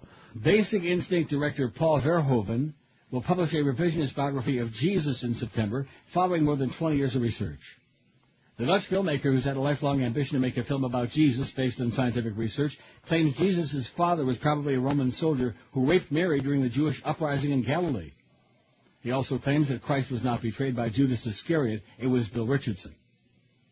Verhoeven decided to write the book to raise internet interest in his film project. His publisher, Amsterdam-based Muhlenhoff, is in negotiations for an English-language translation. Verhoeven, who turned 70 in July, has been a regular attendee of U.S. scholar Robert W. Funk's Jesus seminars, which question miracles and statements attributed to Jesus. How do you like that? Mary was raped. So he says. Right, if there ever was such a person. Oh, come on. I mean, I'm sure there was somebody named Mary. There always is somebody named Mary. That's it. See? Mary Schwartz. Mm-hmm. Mary Jones. Mary Rabinowitz. Mary Juana. Mary Lipschitz. 11:56 at QM. We're going to be opening the store on WQAM.com in just a couple minutes at noon. And this week, it's the fantastic Giovanni's Coal-Fired Pizza, recent winner of the Taste of Parkland that you can buy. It's how pizzas are supposed to taste. The huge coal-fire ovens are the secret. And Giovanni's turns out a beautiful pie each and every time with your choice of delicious toppings like sausage, mushrooms, peppers, spinach, provolone, arugula, chopped clams. Giovanni's bakes a pie that comes out so fresh and so delicious, you won't believe it. And the ready pasta, salads, and famous grilled chicken wings will keep you coming back again and again. And Giovanni serves the biggest bowl of pasta imaginable. If you like wine, Giovanni's has got the most incredible selections from the inexpensive to the highest quality wines found anywhere. The chicken parm or meatball open-faced sandwiches can feed an army. They're so big. And you can dine inside or out in a beautiful fountain-filled plaza. Giovanni's is classy. It's fun. It's open every day, 7 days a week for lunch, dinner, or late-night excitement.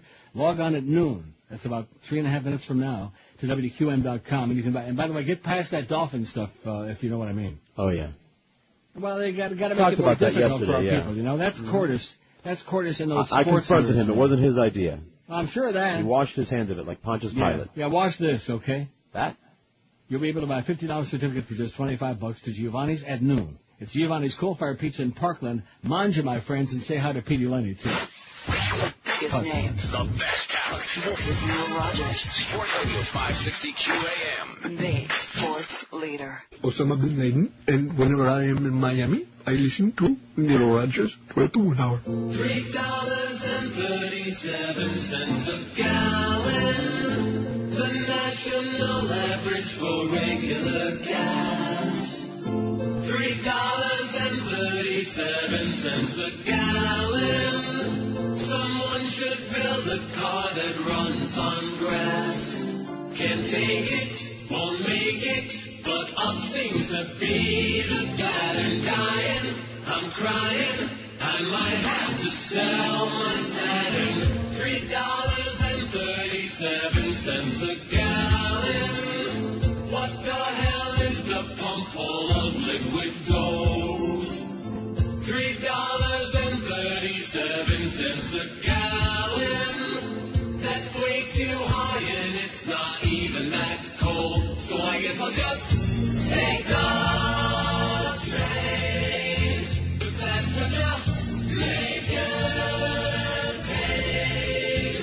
Sit next to a big Great Dane who smells like old feet and rancid meat. $3.37 a gallon. Now that it's spring, I guess I'll ride my Schwinn. $3.37 a gallon. It'd be cheaper to fill my tank with gin. 12:03 at QAM. I'm going to tell you, if I would have had a microphone in the tea room, Joyce would have died. She would have just died. Really? There were sounds that came from my body on that throne that I've never heard before in my life. I think there were sounds that, in the history of the human race, had never been created before. You should have recorded it just anyway. Yeah. Food's here, by the way, from Giovanni's.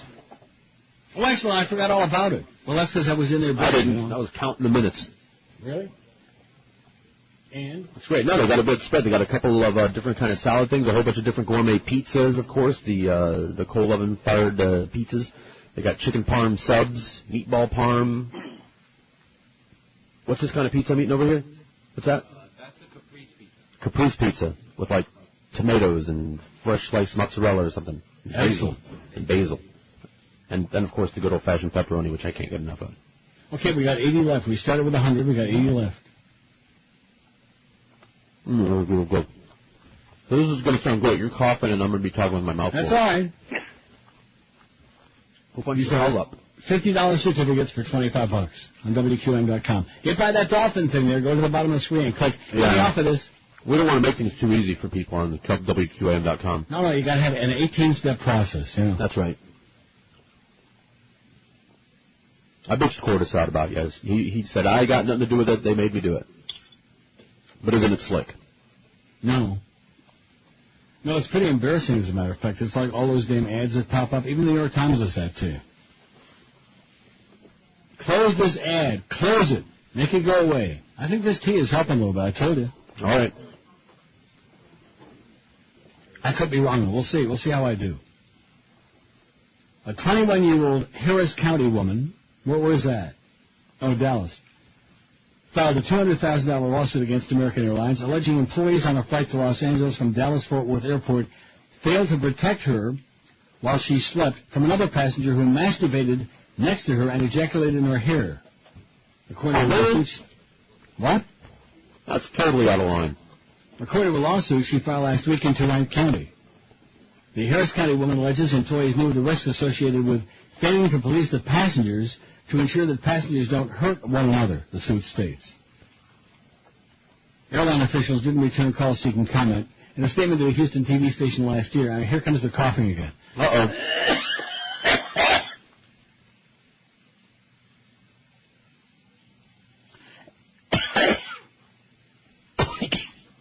I'll join in, too. A spokesman said the company regretted the incident, but the flight crew took appropriate action. Mm-hmm. We still got 80 on that thing. What's going on? I don't know. It's stuck. What? It's stuck. Beat on it. The woman and her lawyer couldn't be reached for comment. The Star Telegram doesn't identify victims of sexual crimes. Destined for a spring break visit with family and friends March 19, the woman flew from Houston to Dallas-Fort Worth Airport, had settled into her seat for the last leg of a flight, 2074 to L.A. about 11 p.m. The woman slept most of the flight, but awoke about 20 minutes before landing when the pilot announced the plane was on descent into L.A. When the woman opened her eyes, she saw that an unknown man had moved into the seat next to her and was staring at her as he masturbated, the suit states. The woman turned toward the window in embarrassment, and active nervousness began to run her fingers through her hair, where she noticed a substantial amount of an extremely sticky substance in her hair, the suit states. The woman began to cry and try to get the attention of the flight attendant, but was unsuccessful. Finally, a passenger in the row in front of the woman comforted her and verified the semen in her hair. How did he verify it? Visually? When the plane landed, employees called airport police and a man was arrested. The suit alleges that during the investigation, American Airlines told police they witnessed the man move from his assigned seat into the row where the woman was sleeping. The woman is seeking punitive damages and a jury trial. How do you like that? Yeah.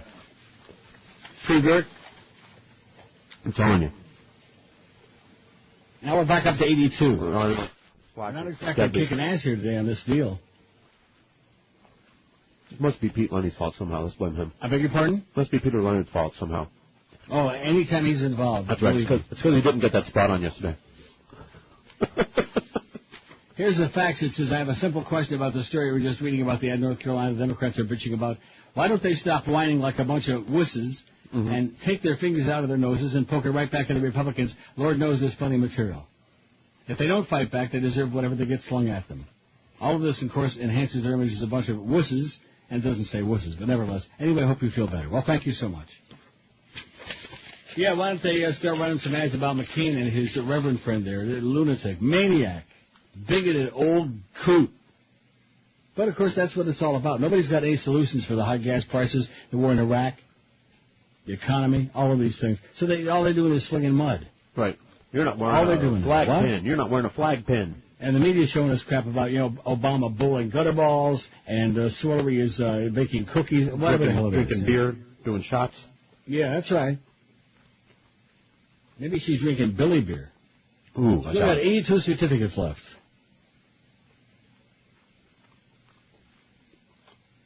Well, I don't know what to say about that, except that everything's great. And I'm just getting started. Everything's great that they brought in so far, and I'm just getting started. And what about Chris? What are you eating? Everything. Got a slice of cheese, pepperoni with ricotta cheese, is it? Yes. And then I have Steph and I split a meatball parm sub thing. A sub thing? I'll take the blame for it. It's probably me because I can't talk today. Yeah, let's blame you. Well, why not? That's got to be it. Let's blame Joe You'll be Rose. listening to the old coot coughing and hacking and puking on the air all day. Who would listen? Me? So why do you have a choice? I know. This tea is not too bad. All right. So I hate to Not sound too like good, an old it's wife, okay. but, hot things when you're got a runny nose, they only help. I don't have a runny nose right Eat now. some of those pepperoncinis that I see in front of me. Eat what? Pepperoncinis. Yeah, that would do it. I'll clear your head right up. I'll be running right back into that magic room. I'll Clear tell you everything that. up. Wow. I'll have some for you. Maureen Dowd writes, wilting over waffles. He's never going to shake her off, not all by himself. The very fact that he can't shake her off has become her best argument against him. Why can't he close the deal, Hillary taunted at a polling place on Tuesday. She's been running ads about it, suggesting he doesn't have what it takes to run the country. Her message is unapologetically emasculating. If he doesn't have the gumption to put me in my place when superdelegates are deserting me, money is drying up, he's outspending me 2-to-1 on TV ads, my husband's going crackers, and party leaders are sick of me, how can he be trusted to totally obliterate Iran and stop Osama? Now that Hillary has won Pennsylvania, it will take a village to help Obama escape from the suffocating embrace of his rival. Certainly Howard Dean will be of no use steering her to the exit. It's like Micronesia telling Russia to denuke. Some people counted me out and said to drop out, said a glowing Hillary at their Philadelphia victory party with Bill and Chelsea by her side. Well, the American people don't quit, and they deserve a president who doesn't quit either. The Democrats are growing ever more desperate about the attack of the 50-foot woman. With gas prices out of control, with the comically oblivious President Bush shimming around New Orleans, the city he let drown, and Condi sneaking into Baghdad as rockets and mortars hailed down on the green zone, beating the Republicans ought to be a cinch. But the Democrats watch in horror as Hillary continues to scratch up the once silvery sheen on Obama, and as John McCain not only consolidates his own party, but encroaches on theirs by boldly venturing into Selma, Alabama on Monday to woo black voters. They also cringe as Bill continues his honey-crusted nut bar meltdown. With his usual exquisite timing, just as Pennsylvanians were about to vote, Hillary's husband became the first person ever to play the Caucasian card. First, he blurted out to a radio interviewer that the Obama camp had played the race card against him after he compared Obama's strength in South Carolina to Jesse Jackson's. And then with finger wagging on the screen, he denied it to an NBC News reporter. You always follow me around and play these little games, and I'm not going to play your game today, he said, accusing the reporter of looking for another cheap story to divert the American people from the real urgent issues before us. If there's one person who knows about crash diversions, it's Bill. But even for him, it was an embarrassing explosion, capped with some blue language to an aid that was caught on air. The Democrats are eager to move on to an Obama-McCain race, but they can't because nobody seems to be able to show Hillary the door. Despite all his incandescent gifts, Obama's missed several opportunities to smash the ball over the net and end the game. Again and again, he seems stuck at deuce. He complains about the politics of scoring points, but to win, you've got to score points. He knew he tanked in the Philadelphia debate, but he was so irritated by the moderators and by having to stand next to Hillary again, he couldn't stumble a single merry dart. Is he skittish around here because he knows that she detests him and he's used to charming everyone? Or does he feel guilty that he cut in line ahead of her? As the husband of Michelle, does he know better than to defy the will of a strong woman, or is he simply scared of Hillary because she's scary? He's frantic to get away from her because he can't keep carbo loading to relate to the common people. In the final days of Pennsylvania, he dutifully logged time at diners and force-fed himself waffles, pancakes, sausage, and a Philly cheesesteak. He split the pancakes with Michelle, left some of the waffle and sausage behind, and gave away the French fries that came with the cheesesteak. But this is clearly a man who can't wait to get back to his organic scrambled egg whites. That was made plain with his creedy cool at Glider Diner in Scranton when a reporter asked him about Jimmy Carter and Hamas. Why, he pleaded, sounding a bit, dare we say, bitter, can't I just eat my waffle? His subtext was obvious. Why can't I just be president? Why do I have to keep eating these gooey waffles and answering these gotcha questions and debating this gonzo woman? Before they devour themselves once more, perhaps the Democrats will take a cue from Dr. Seuss's Marvin K. Mooney, Will You Please Go Now? The writer once mischievously redid it for his friend Art Buchwald as Richard M. Nixon, Will You Please Go Now? They could sing, the time has come, the time has come, the time is now. Just go, I don't care how. You can go by foot, you can go by cow. Hillary Clinton, will you please go now? You can go on skates, you can go on skis. You can go in an old blue shoe. Just go, go, go. Wow. Thank God I got to the end of that, you know. Major miracle. That is right. Biggest names. The best talent. This is Neil Rogers. Sports Radio 560 QAM. The sports leader. Spread 'em and say cheese. I was spending my funds making my car run, but I didn't get real far. I got a crummy deal feeding these four wheels, maxing out my car. Can't drive around till the price goes down. I thought I could, but I was wrong. What they're pumping got my wallet drinking, so I stopped here at Exxon. And I said, Exxon is what's making me poor, makes the IRA tapping out my cash flow. Yeah, it makes me groan when my tax real low, cause it ate up the last of my dough. Exxon is providing gas, your home paycheck only fills up a half tank. It's so out of control, all the coin I spent asking Exxon, please don't raise it again. Okay, I'm going to that QM.com thing. Oh, on the clock. We're on the clock. What? Oh, that stupid dolphin thing. You know? Oh, dude. On the clock. 79. 79? Yeah. It's not good. We had 100. The food's good. Food is very great. good. Price is right. And there they are. They're there for your perusal, okay? If you want them, great. We're, you know, and like I always say, they act sometimes like they're doing us a favor to buy them. We're doing you the favor, schmucks. Well, speaking of that American Airlines story, I guess this is right. Maybe the guy was just trying to prevent prostate cancer. Works for me. Men who frequently masturbate appear to have a lower risk of developing prostate cancer, Australian researchers have reported. That's my excuse. Researchers from the Cancer Council of Victoria found that men who masturbated more than 5 times each week were 1/3 less likely to develop the cancer. So that means if you masturbated like 25 times a week, I was just going to say, what if you you'd do it be 5 times a day? eight times less likely. Doing it right now. The study surveyed 1,000 men who developed prostate cancer and 1,250 who did not. All were between the ages of 20 and 50, according to a report on Monday on the gay and lesbian news site Planet Out. Researchers told the BBC last week that the prostate produces one of the fluids involved in ejaculation and that frequent masturbation appears to flush out carcinogens. When in doubt, flush some out. Sexual intercourse may not have the same effect because it increases the risk of contracting a sexually transmitted disease, which could raise the risk of cancer. The website says. You know. Well, I'm just reading the story, okay? I'm not recommending. I was going to say, there's a right way and a wrong way to do that. You know. Well, I'm just reading the story. Don't start giving me grief. Just be glad I can read anything. I'm very glad you can read, so I can eat.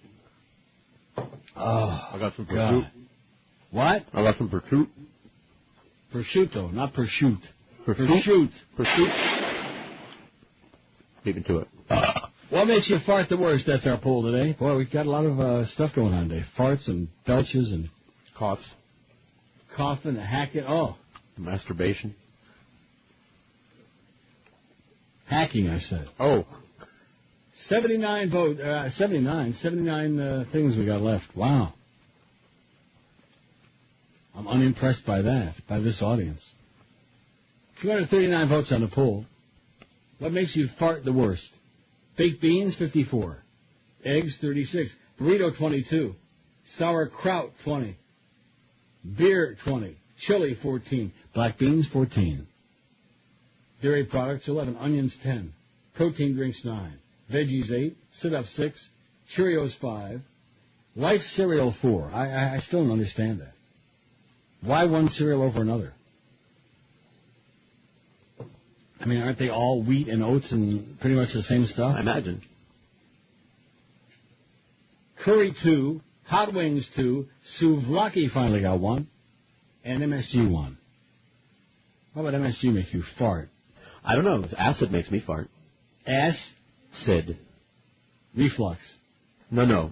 LSD. Oh, acid. Oh. Yeah. A Singapore TV station has been fined for airing a show that depicted a gay couple and their baby in a way that promotes the gay lifestyle, the city-state's media regulator said today. The Media Development Authority fined MediaCorp TV Channel 5 $11 grand. The station aired an episode of a home and decor series called Find and Design that featured a gay couple wanting to transform their game room into a new nursery for their adopted baby. The authority said the episode contained scenes of the gay couple with their baby, and the presenters' congratulations and acknowledgement of them as a family unit in a way which normalizes their gay lifestyle and unconventional family setup. The episode was in breach of rules on free-to-air TV programming, which disallows content that promotes, justifies, or glamorizes gay lifestyles, the statement said. Wow. Earlier this month, the authority fined a Singapore cable TV operator, StarHub Cablevision, $7,200 for airing a commercial that showed two lesbians kissing. Under Singapore law, gay sex is deemed an act of gross indecency, punishable by a maximum of 2 years in jail. I guess I won't be going there anytime soon. Despite the official ban on gay sex, there have been few prosecutions. Authorities have banned gay festivals and censored gay films, saying homosexuality should not be advocated as a lifestyle choice. Speaking of abortive things, Larry King is staying at CNN for at least another 2 years. Uh-huh. Aren't you excited? Thrilled like you don't even know. King, 74, and CNN extended their contract to at least 2011. His talk show, always one of CNN's top-rated shows, has run since 85. He's always got a panel. A panel over here, a panel is changing, we got a new panel, an old panel. King's existing deal was set to run out in summer 2009. King's fate at CNN was never really in question, even before word of the extension, but some doubt crept in 2 weeks ago with a news report that claimed low-rated CBS Evening News anchor Katie Couric might replace King at some point. Oh, my God. I wonder if she would use the same suspenders and the same bag. It was hysterical last night. You know, they have those old GE mics, those big old-fashioned mics. Yeah, I love those. I love to have one of those. But they're not operative. They don't work. Well, you could use it as a paperweight. They all have, like, little, clip-on mics, including him. And so his dropped into his bag, or he was fumbling around. You couldn't hear him. And he's fumbling for it and reaching and grabbing, and he finally found it in his colostomy bag. Didn't even wash it off. He just stuck it right back on his shirt. During last week's radio TV correspondence dinner in Washington, comedian Mo Rocca joked that Couric was waiting for Larry to wander off. Calls to King's agent John Ferreter weren't immediately returned. CNN declined to comment other than to say Larry is the best and he'll be here for a long time. Financial terms of the deal couldn't be determined. He's the best and he'll be there for a long time. Neil Rogers, I don't know who that is. Who's that? Who that? That bag. Remember that? Yep. I don't know who that is. And this is the same guy, I'll find it, who turns around and says, Neil Rogers died. But you don't know who I am. Biggest names. The best talent. This is Neil Rogers. Sports Radio 560 QAM. The sports leader. Please. It's 3 in the afternoon. The phone is ringing, and Mo is fast asleep after a grueling day of dodging bin scooters in Publix. Who could it be? Hello? Mo, Norma Kent. What do you want? Just letting you know I negotiated you a new contract. No contract. You're not my agent. That's okay. I'm not really an agent. Besides, I'm on a roll. You talking about getting me back at that place again? Yeah, and unlike a couple other people that work over there, I don't feel it's beneath my station to call you. How much? Same as before, only for less. Huh? Yeah, I did good, huh? Forget it, chum. Hey, I put quite a fight up to get you less for the comfort of knowing you're lucky to have something that's kind of like a job. Are you nuts or something? I don't know how you practice lore. I don't have to practice it. I know it. You slay me. Sorry, honey, you're not my type. You're gay. Gay? Gay. Gay. Gay. Gay. Gay. Gay. Gay. Gay. Gay. Gay. Gay. Talk to him at QAM. I thought he was done. He was just saying, gay. Uh-huh. How are we doing on those certificates, Chris? 79. What? I apologize, Oh 73. my God. 573? No, 73. Oh, 73. Then why did you say 79? To make me feel bad? Yeah. I don't feel bad enough already? I'm sorry. I'm sure you can feel 73. worse. Well, we're not making a lot of progress on there. It's too bad because it's great food. Yes, it is. But nevertheless, you know. I'm having a pepperoncini in your honor. Good for my sinuses. Gilbert Goethe, a former Catholic priest and pedophile, was tracked down in Lamarck, Louisiana, and is now back in jail. Monday night, Goethe was unregistered as a sex offender. After investigation, he registered. But Wednesday night, police say he broke the rules. Goethe was picked up Wednesday afternoon at about 4:30 at Galveston Island State Park, where he was found to have a group of children and parents listening to him as he read children's books aloud. A parent contacted police when she noticed that Goethe had a young boy sitting on his lap as he was reading, and when the boy got up, Goethe had an erection as well as a liquid stain seeping through his pants. Well, there seems to be a lot of that going around. It's in the hair, it's in the pants. When police arrived, his pants were found to have numerous semen stains. Goethe was handcuffed and brought to Lafayette Jail. He's registered as a sex offender last week, and here's where the problem starts. Goethe, a former Catholic priest and pedophile, admitted to abusing 39 children, all boys in Louisiana, and another boy in Polk County in Texas. He was living unregistered as a sex offender for years in Lamarck, and a loophole in Texas law allowed him to do that. He did that. That what Larry always says, do that? Oh, uh-huh. This, uh-huh. that, uh-huh. these, and them, and Oh, those. that. Yeah. That's what they got is Larry. You know, that's quite a commentary on CNN. That's their hit show. And when you got Ricky Ticky Sanchez and Silly Dad O'Brien and Wolf Blitzkrieg and all these other silly people on it, what do you expect? Now, when you have your meeting with Joe Bell, I want you to keep this story in mind. What's that? Well, I'm going to read it in a second. Okay, all right. Now, what did he exactly say? Did he say, I got an let's go to email. lunch and discuss your new contract with a lot of money for you? I'll read you. What? He says, George, pick a day for lunch and we'll discuss a contract extension. Then he gave me some date options. I chose one, the soonest one, the earliest one. Wednesday, April 30th. Yeah. That's it. And then I sent back and he said, wherever you want to go is fine. We'll count on 2 p.m., Joe. Great. We'll see. I want to be a fly on the wall for that. I'll record the whole thing. I'll take a stenographer. All right, now when you finish and he tells you that you're going to be working for half what you're making now. Right, and I have to sweep and You got vacuum. I have to clean the bathrooms every morning when I come in. And Think wash about the this cars. story. Okay. Because money isn't everything. Oh. Let me read the story. I'm waiting with masturbated breath. A former Florida lotto multimillionaire has died nearly broke. Alan Toth's attorney says he was ill and still facing federal tax fraud charges. When he died, he was only 60. The county health department says he died April 5, but cause wasn't listed. Alex and Rhoda Toth won a $13 million jackpot in 1990. But the Pasco County couple said most of the money ran out years ago, spent on gambling, gifts, and luxuries. Gambling. A fool and his money are seen Right. I farted. was just going to say, give me a lot of money. Watch how I don't blow it on something stupid. They were charged in 2006 with filing false tax returns. Alex Toth was scheduled to stand trial in June. His wife has already accepted a plea agreement for prosecutors. The couple split up last year when Alex Toth went to a medical facility to be treated for mental problems that left him incompetent to stand trial. They won $13 million. He went like that, and he went nuts. How do you like that? I like it. But I wouldn't do that. Money is the root of all evil. Keep that in mind when Jolly Joe says, oh, George, you don't understand. We're cutting everybody way Give me a back. bunch of money. Watch how I don't do anything stupid. Watch how I just pay my bills and get out of debt. No, he's trying to protect you. I see. Oh, yeah. He doesn't want you to do the same stupid things. I see. I'll protect Mike, him. can I read this? Okay. Mike Lupica writes, why Hillary is still eating Obama's dust. It's Uh-oh. What? Nothing? No, it's a good comment. I'm not going to be able to read it, though. I can tell.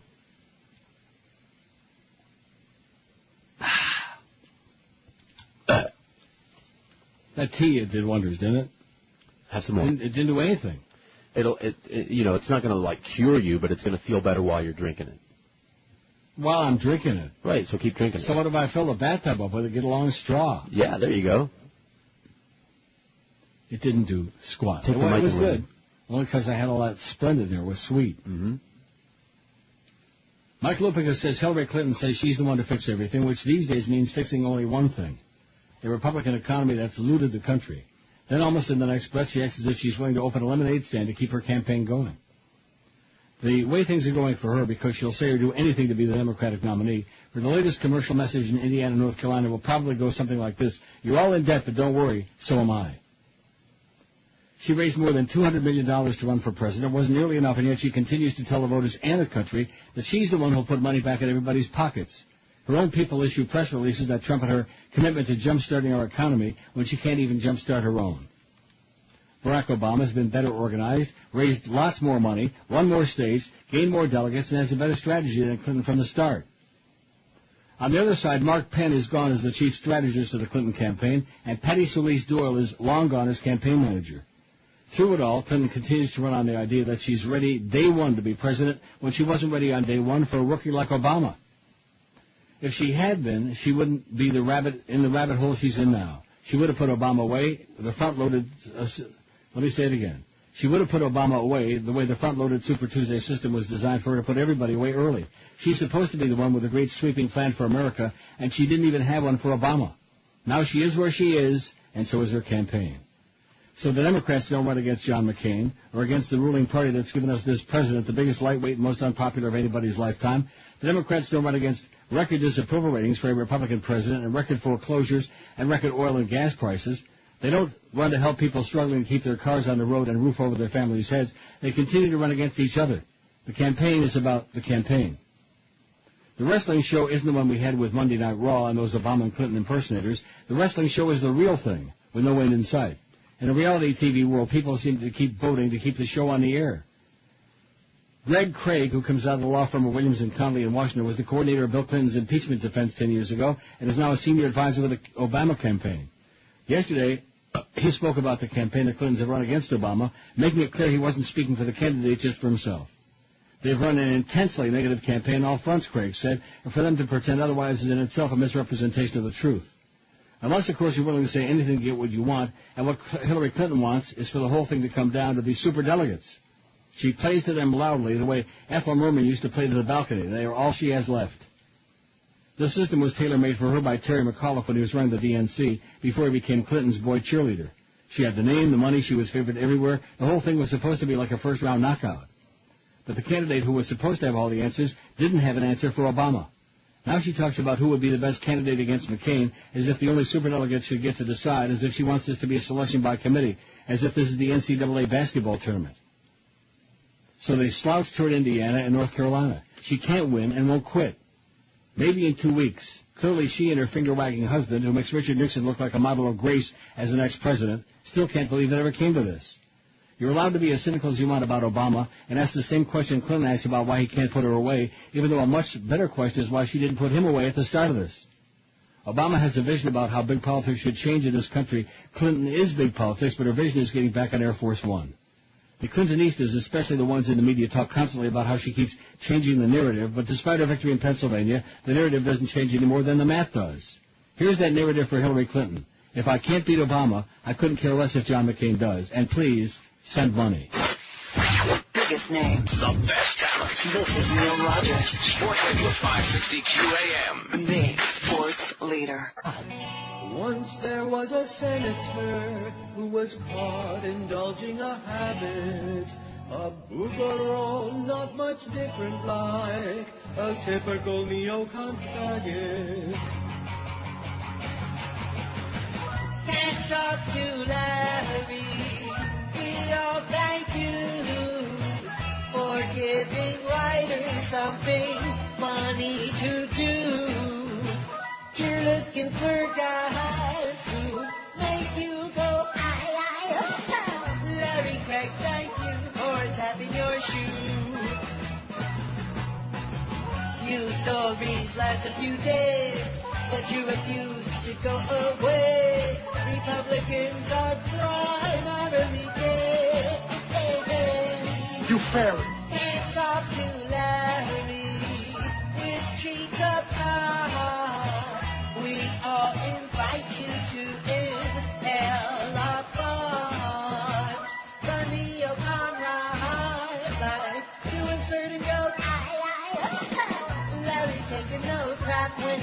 his shoe. Gay, gay, gay, I never have been gay. Gay, gay, gay, I never have been gay. Hats off to Larry, he wants to stay, but his own party wants him to go away. The religious right wants him to say, Larry Craig will spread his legs for you. He wants a man to screw, and any guy will do. 1247 at QAM. I'm making a big comeback now. Can you hear it? Yes. Not. Where'd George go? I'm right here, man. Oh. I thought maybe you were out rejoicing. I have a hot girl in the studio, so if I'm a little distracted, I mean to say I'm a lot. 99.2. Your temperature? Yeah. A little bit of a fever there, eh? I don't think most of the time that most people aren't like 98.6 most of the time. Are they? Correct. I tend to run a little hotter, if you ask me. Really? At least I think so. I feel like I do. Never looked so hot to me. I know. Click here at WQAM.com. Oh, boy, that chorus. Anything to screw us up, you know what? That's right. It's a conspiracy. Well, let me go down with that other, because that link doesn't work. The other one works. 71. Giovanni's coal-fired pizza, man. We got 71 left out of 100. Not good. Not going like flapjacks this week. And here you're always making fun of everybody else. Yeah. And this one can't sell this, and this one can't sell that, and and we got 71 left. It's almost 1 o'clock. Let's blame Petey Lenny, because he couldn't get that spot on yesterday. Well, listen, you know, he's got the Midas touch in reverse. Everything he touches turns to pure, unadulterated crap. The food is great, but they're little, they're laying back. It's Doug Thompson. What? They're new, also. Yeah. They're 3 months old, so. Well, then they ought to take it from you guys that the food is great. It's spectacular. It's wonderful. Sensational. The staff Jesus, is hot. Kate Christ. You know, it can't always be the same You tried even like and the true guy. places, you know? Huh? You'd even like the dude they brought in. Really? Yeah. How old was he? I don't know. He's 25. Yeah. Yeah, he's in your demo. And? Got a nice smile, shiny white teeth. Good haircut, clean. Good. Destroying the Democratic Party, Doug Thompson writes. Don't embarrass these people. They brought you in a bunch of great food. They're nice people, and you're embarrassing the hell out of them. Just because he's beat red. Huh? Just because he's beat red right now. Yeah, right, exactly. How the hell do you know whether I'd like him or not? Let me come down I know and your check him out. tastes. Yeah, taste this. At least I used to. Can I continue? You want to, like, dwell on this? You're such a freaking pervert. That's all you talk about. Yeah? Just hopping on this one and hopping on that one. Yeah. Why don't you check him out? I did. Oh, him? No. Yeah. Well, that's what I'm saying. I'll get an affidavit from the other one. Yeah. Get a signed affidavit. I will. Is his name Testimonial. A testimonial. Doug Thompson writes, destroying the Democratic Party. Hillary Clinton's win over Democratic presidential frontrunner Barack Obama in the Pennsylvania primary Tuesday shows the race for the top job in Washington is far from over and may well go to the party's convention in Denver, he says. Clinton has come back from the immediate perceived political grave more times than Dracula, and the comparison is not coincidental. Her critics feel she is the chief bloodsucker in a political system dominated by opportunistic vampires. In a campaign season dominated by extremes, overt passion, and outright hate, Clinton is the poster child of political polarization. Her followers offer passionate support without equivocation. Her enemies offer hate in equal measure. Like her husband, Hillary Clinton is a candidate you love to hate. What is it about the Clintons that draws such venom, passion, and bloodlust? Is it their ruthless, driving, take-no-prisoners ambition, or the consequences be damned, win at any cost approach to politics? It is that and more, far more. The Clintons succeed where others fail because they lack shame, conscience, or consideration for the rules. Neither Bill nor Hillary give a damn about the party that once revered them and now shudders at the damage their unbridled ambition may have inflicted on once confident hopes to recapture the White House. Even with a win in Pennsylvania, Clinton faces a long, hard road to the White House. She may still pull out a victory by cheating and changing the rules, but that win may cost the Democrats a chance of beating an old man who should be an easy mark in November. Too many Democrats have told us that if the choice is John McCain or Hillary Clinton, they will either stay home or hold their nose and vote for McCain. Or if Obama holds on and wins the nomination, he should have clinched weeks ago, he may come out of the primary season so damaged that McCain can continue the scorched earth policy of the Clintons and finish off the senator from Illinois. Obama hasn't helped his cause. Clinton's unrelenting attacks have driven him off his campaign platform of change, turning him into a defensive business-as-usual politician, trading barbs with his opponents. An editorial in the New York Times says it best. The Pennsylvania campaign, which produced yet another inconclusive result on Tuesday, was even meaner. I already read that. That's the part I read from the Times yesterday, right? The editorial? Yes. Yes. Doug goes on to say if the Democrats had any leaders, they would put a stop to this nonsense before it buries the party. But the party that wants to lead this nation for the next 4 years is itself devoid of leadership. Yeah, Howard Dean's doing a hell of a job, isn't he? I'm getting this thing all wrapped up. I'm getting in there, rolling up his sleeves like Ross Perot and do, you know. I think do is what Howard Dean's doing. A lot of do.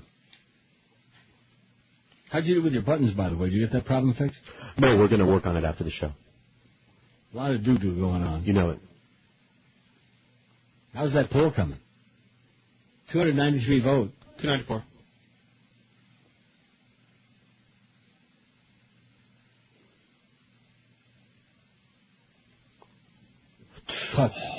Putz. Look up putz in the dictionary, and Chris Whalen's picture is right there. His puss. What makes you fart the worst is our poll question. Baked beans, 66. Eggs, 41. Beer, 28. Burrito, 26. I would think it depends on what's in the burrito, right? Oh, yeah. Hold the beans. Or else. Or else I won't eat it. I won't eat that, that mushy beans, that refried bean crap. That's a Mexican thing, right? Yes, it is. Not a Cuban thing. No, sir. Refried beans? You sure? Correct. Trust me. Positive? Trust me. I'll bet your life on it. Sauerkraut, 23. Black beans, 20. Chili, 16. Dairy products, 15. Veggies, 13. Onions, 12. Protein drinks, 9. Sit-ups, 6. Cheerios, 6. Hot wings, 5. What about if you're eating Cheerios while doing sit-ups? Light cereal, 4. Curry, 2. Souvlaki, 1. MSG, 1. Out of 294. And our ethnic poll, we outdid the survey from 8 years ago. But like I said, about 1,000 times as many people have got computers now. So that proves nothing. The only thing it proved is that our ethnic people are gone. That's right. And once they're gone, they're gone. Gone. Now, when you have your meeting on Wednesday with Jolly Joe Bell, after you pound out a big raise for yourself, I hope, you ought to tell him these things. Yeah. Say that he has disemboweled the show. And they've done no promotion. They haven't replaced anybody. How can you get a new audience when you don't promote? When everything's a big secret? How do you do that? I don't know. Like Larry would say, I don't know how to do that. How do you do that? Especially in this ever-changing world with satellite and iPods and people listening to the radio on their pop-up toaster and their damn cell phone, all this other crap. How do you do that?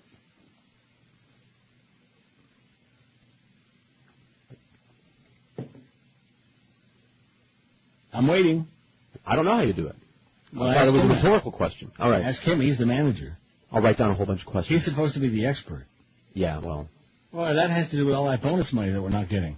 Yeah. And never going to get again. I know. Unless we get a big kiss like we did. Oh, guess what? During this next break, wow. I'm going to be making a fast run. All right. Well, it's a combination of all these cough drops and tea and medicine and all this stuff. Mm-hmm. Gets in your kishkis, baby. That's right. And all of a sudden the Lord decides, when in doubt, push them out. Push it out. How are we doing on the certificates, by the way? 71 still. Yep. 1 to 2 hour.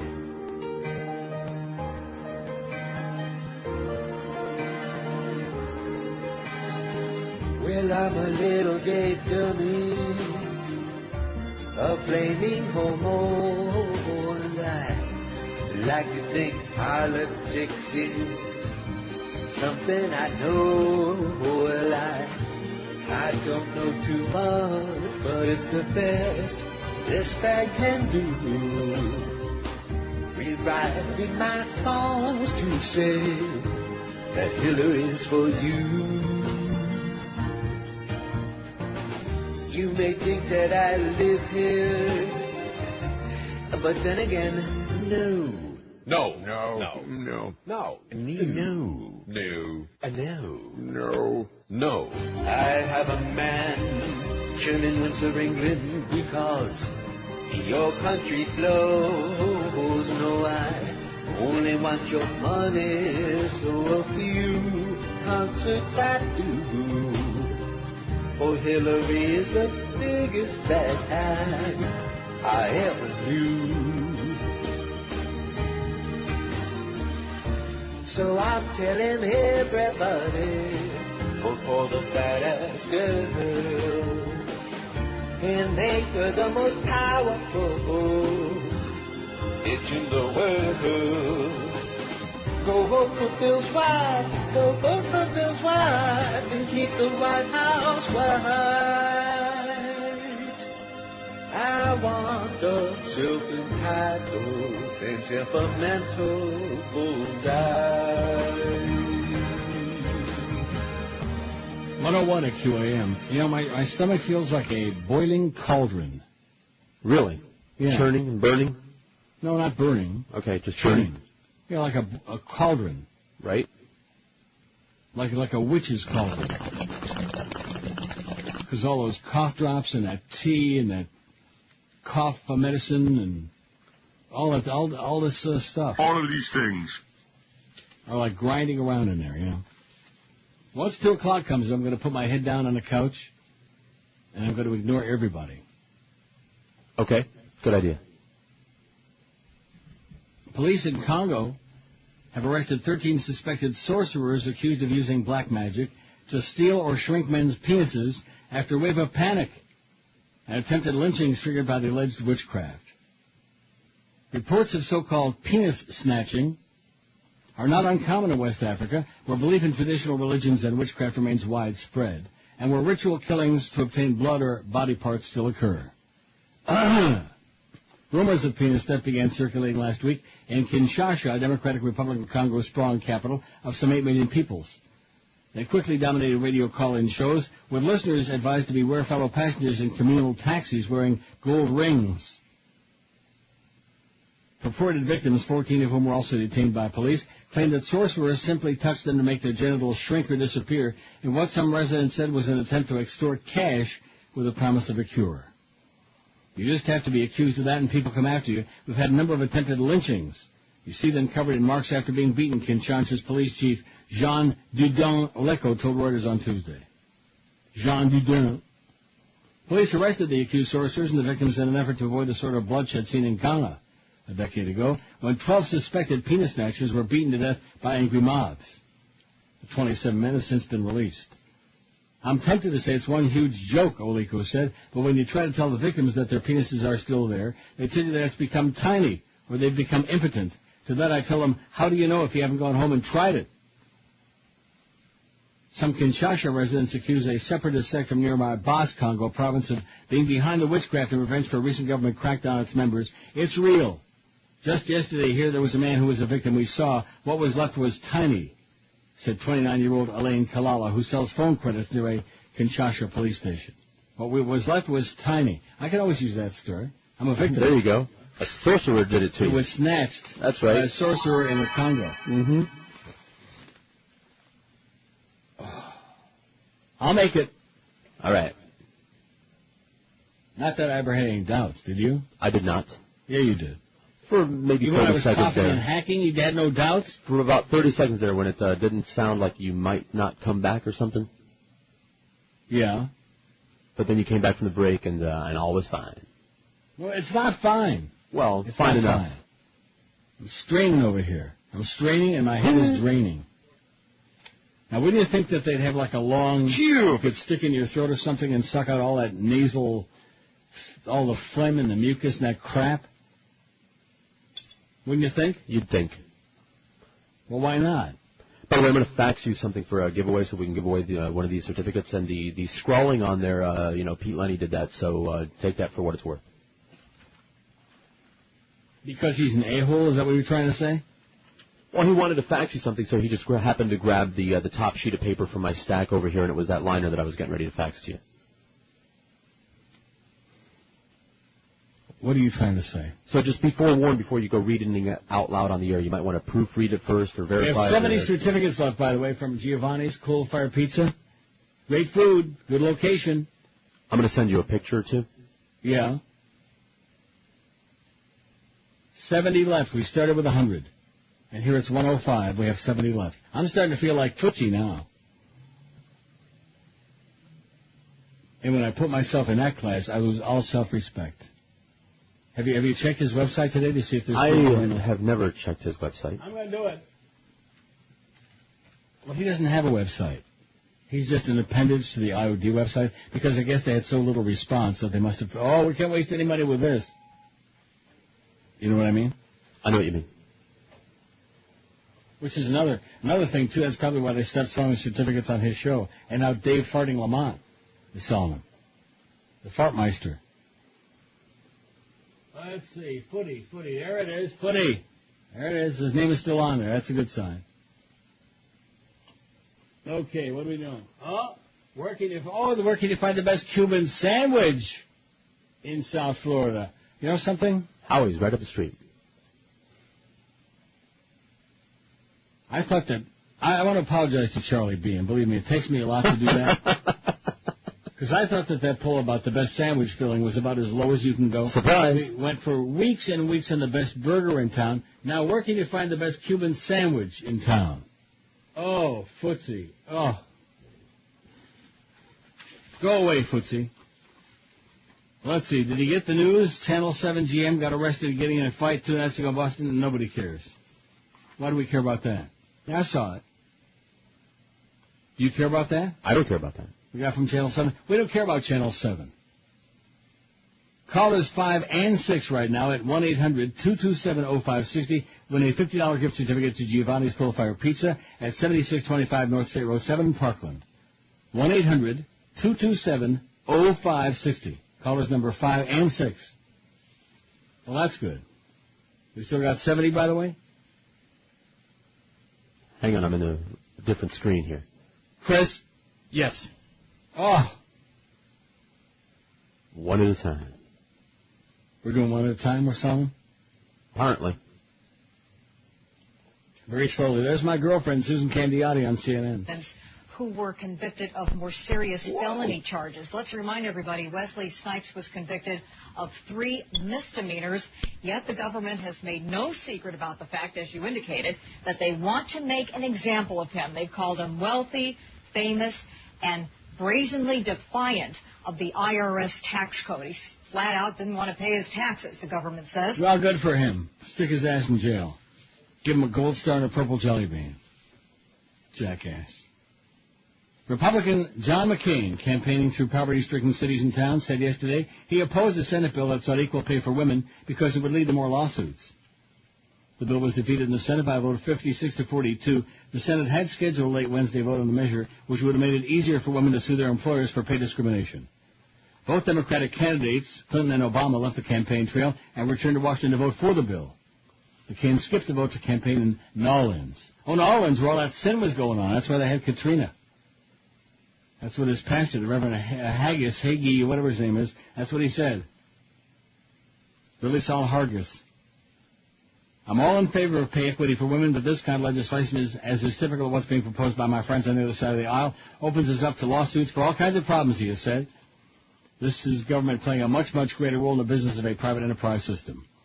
The bill would have overturned a Supreme Court decision limiting how long workers can wait before suing for pay discrimination.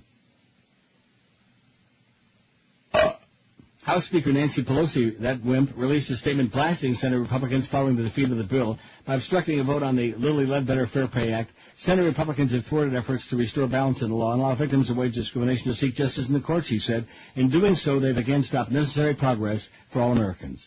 And Democrats criticized McCain for opposing the bill. Well, That's him. You know, he's got that rich wife. She ain't going to tell us how much money she made last year, how much taxes she paid. Right. Everything's a big secret. Lots, millions and millions and zillions and gazillions and trillions. That's how much they made. Her. How you like that? I don't, because it wasn't me. I beg your pardon? I said, how's it going, Andy? Check your email during the break.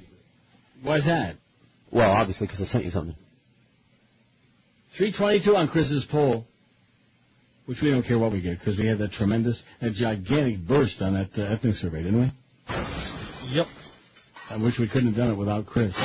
Biggest names. The best talent. This is Neil Rogers. Sports Radio 560 QAM. The sports leader. Feel good.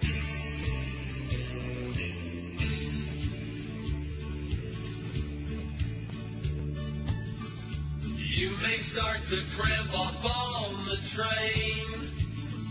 You may need to install a pants drain. You might poop yourself if you should cough, but taking Ally makes the pounds fall off. While taking the pill, try not to sneeze.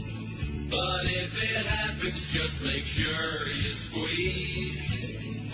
Remove your toilet, install a trough, 'cause taking Ally makes the pounds fall off. You'll feel like you're losing your soul, but you won't be quite as large. You'll spend half of your day on the bowl due to oily discharge. You'll be bucking obesity trends. Who cares that you have to wear Depends? Your jiggly butt won't be so soft, 'cause taking Ally makes the pounds fall off. Rectum. The belly pain is worth the risk. No more you're too fat remarks. But you'll burn through several gallons of whisk to remove all the skid marks. If you get a pain and have to pass, what follows may be more than just gas. You might poop yourself if you should cough, but taking Ally makes the pounds fall off. Okay, 117 at QAM. That's not the bit that it says it is on the list. Oh, one of those deals. Sometimes you gotta relate to your food. Waste related. Presenting the all-new Hick Burger, only from Hardee's. You sure don't look like hen folk. With 4 pieces of smoked hickory bacon, it squeals like a pig when you sneak up on it from behind. Throw in a large Mountain Dew, Dr. Pepper, a sweet tea, and a collector NASCAR cup. Go low, go low. And French fries. It's food you can relate to. It'll be okay, these cousins. The all-new Hick Burger, only from Hardee's. You just hold its hand. See, I told you. Mm-hmm. That was much better than that crap one I played there. That Todd Pettingill garbage. Yeah, it sure was. 19% of Indiana have college degrees. Many blue-collar workers here, and she's done well with them, but Indiana has not been hit quite as hard economically as some other states, so they could be a wash depending on whose message really connects. They were taken from a community that... How do you like that? Indiana wants me. Ardeen Taylor. Yeah. It's one of my favorite songs. Good song. Mike Kwiatkowski on Smirking Chimp writes, why Clinton is going to become 2008's Ralph Nader. He says, everyone, now, that picture you sent me, are those the guys from Giovanni's? Yes. And just, so that you could get a visual of what's going on here in the studio. Well, that's cute. They're gone now. That wasn't Fat Chris in the background I saw there, was it? None other. Oh. Are you serious? Who else would it be? Skinny Chris? Let me look at that again in a minute. All right. Well, I better not. I'm sick. He's looking really ugly today. I mean, not today. Do you feel ugly today, Chris? Sure. Extra ugly? No.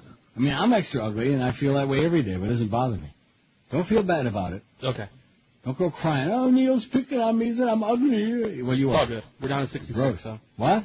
We're down to 66. Really? See. Making some big inroads on there. We got 66 of those certificates left. Get with it. It's great chow, for Christ's sakes. What's wrong with you people? Well, we know what's wrong with those people, but... Anyway, Mike Kwiatkowski says everyone's talking about Hillary Clinton's win in Pennsylvania yesterday over Barack Obama. 10 whole percentage points. May I make whoopee in my pants now? It's still not enough to help the senator supposedly representing New York catch up to the one supposedly representing Illinois in terms of pledged delegates. Clinton is broke, trailing her Democratic rival by a small but undeniable margin, and now reduced to threatening to nuke Iran in the event it uses its non-existent nuclear weapons to attack Israel. Let me reiterate, Iran is not developing nuclear weapons, a finding held by all 16 U.S. intelligence agencies, so the fact that Clinton and Obama keep acting as though the opposite is true means neither of them has an effing clue on anything, and why we're supposed to trust their judgment when they can't even call bullshit on the lies being schmat out by Bush-Cheney regime is beyond my comprehension. Meanwhile, John McCain gets to have the media give him another round of repertorial oral sex for his decency in choosing not to run a dirty ad against Obama. As recently as last month, Zogby and other polls were showing the senator pretending to represent Arizona narrowly ahead of either of his Democratic rivals for the dictatorship. The Republican is using the time between now and the general election to win back his party's crazed right-wing base, raise money, and plot out his general election strategy. Do I even need to continue explaining what all this means? Hillary Clinton wants the presidency so bad she's willing to tear the Democratic Party asunder in order to get it, leaving it too battered and weak to win in November. She absolutely cannot let it go, cannot allow an upstart like Barack Obama to steal what she thinks is hers by inheritance. And it sure as hell doesn't help that Obama is too big a pandering, hard-headed phony to be able to seal the deal and win a clear mandate from Democratic voters by embracing the Edwards-Kucinich bloc. Now, he'd rather use them and dump them to the curb, and his performance in the last debate proved he, too, is running out of steam. Like Clinton, he never expected to have to compete this long for the Democratic nomination, and he's becoming dangerously low on ideas. So no matter how the remaining primaries play out, this fight is going all the way to the convention in August, all because Hillary Clinton won't let go of the illusion that the presidency is somehow hers.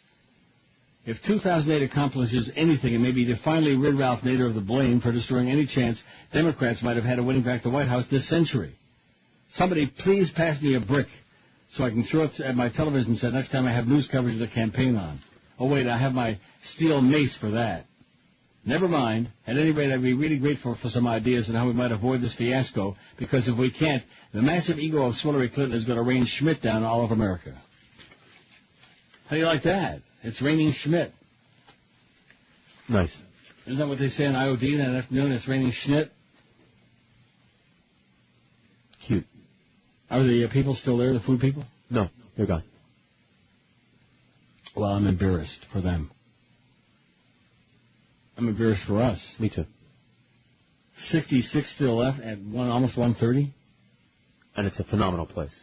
And the food is sensational. I mean, yes, perfection. See, one thing about the audience, ordinarily we sell these things real fast and they all go and we break records all the time. But if it isn't someplace that they're all familiar with. Right, or that's right there in their own neighborhood, because this is in Parkland. No matter how much you guys rave about how great the food is. Right. Oh, gee, we don't know that place.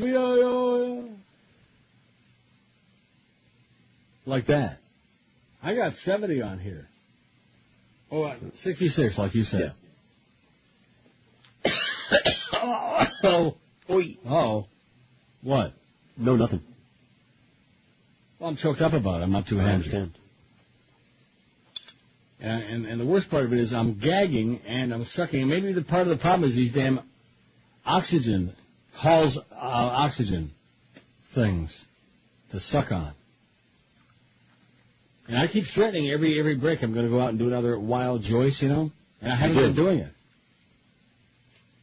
And unless I do it in this break, there's going to be a wicked price to pay, let me tell you. Yeah. I mean, my incidents lately, the last couple of months, I may have to go out and start buying a whole new wardrobe of underwears. Oh, geez. Not good. You can just wear Depends. Save yourself some trouble. Yeah. That's coming next. Nothing like getting old, like all those old farts in Pennsylvania. Well, 65 plus, they love swillery, They love, yeah. All the bigoted old farts. That's what it comes down to. You do understand that. Oh, yeah. We're not voting for no Schwarzer, I'll tell you that. Great. Indiana is coming next. I'm going to put North Carolina in your fine hands. That's your state. Okay, I got it. It's your home away from home. You better handle it. Obama. Handle with care. North Carolina to Obama. Driven by the late, great Billy Houghton.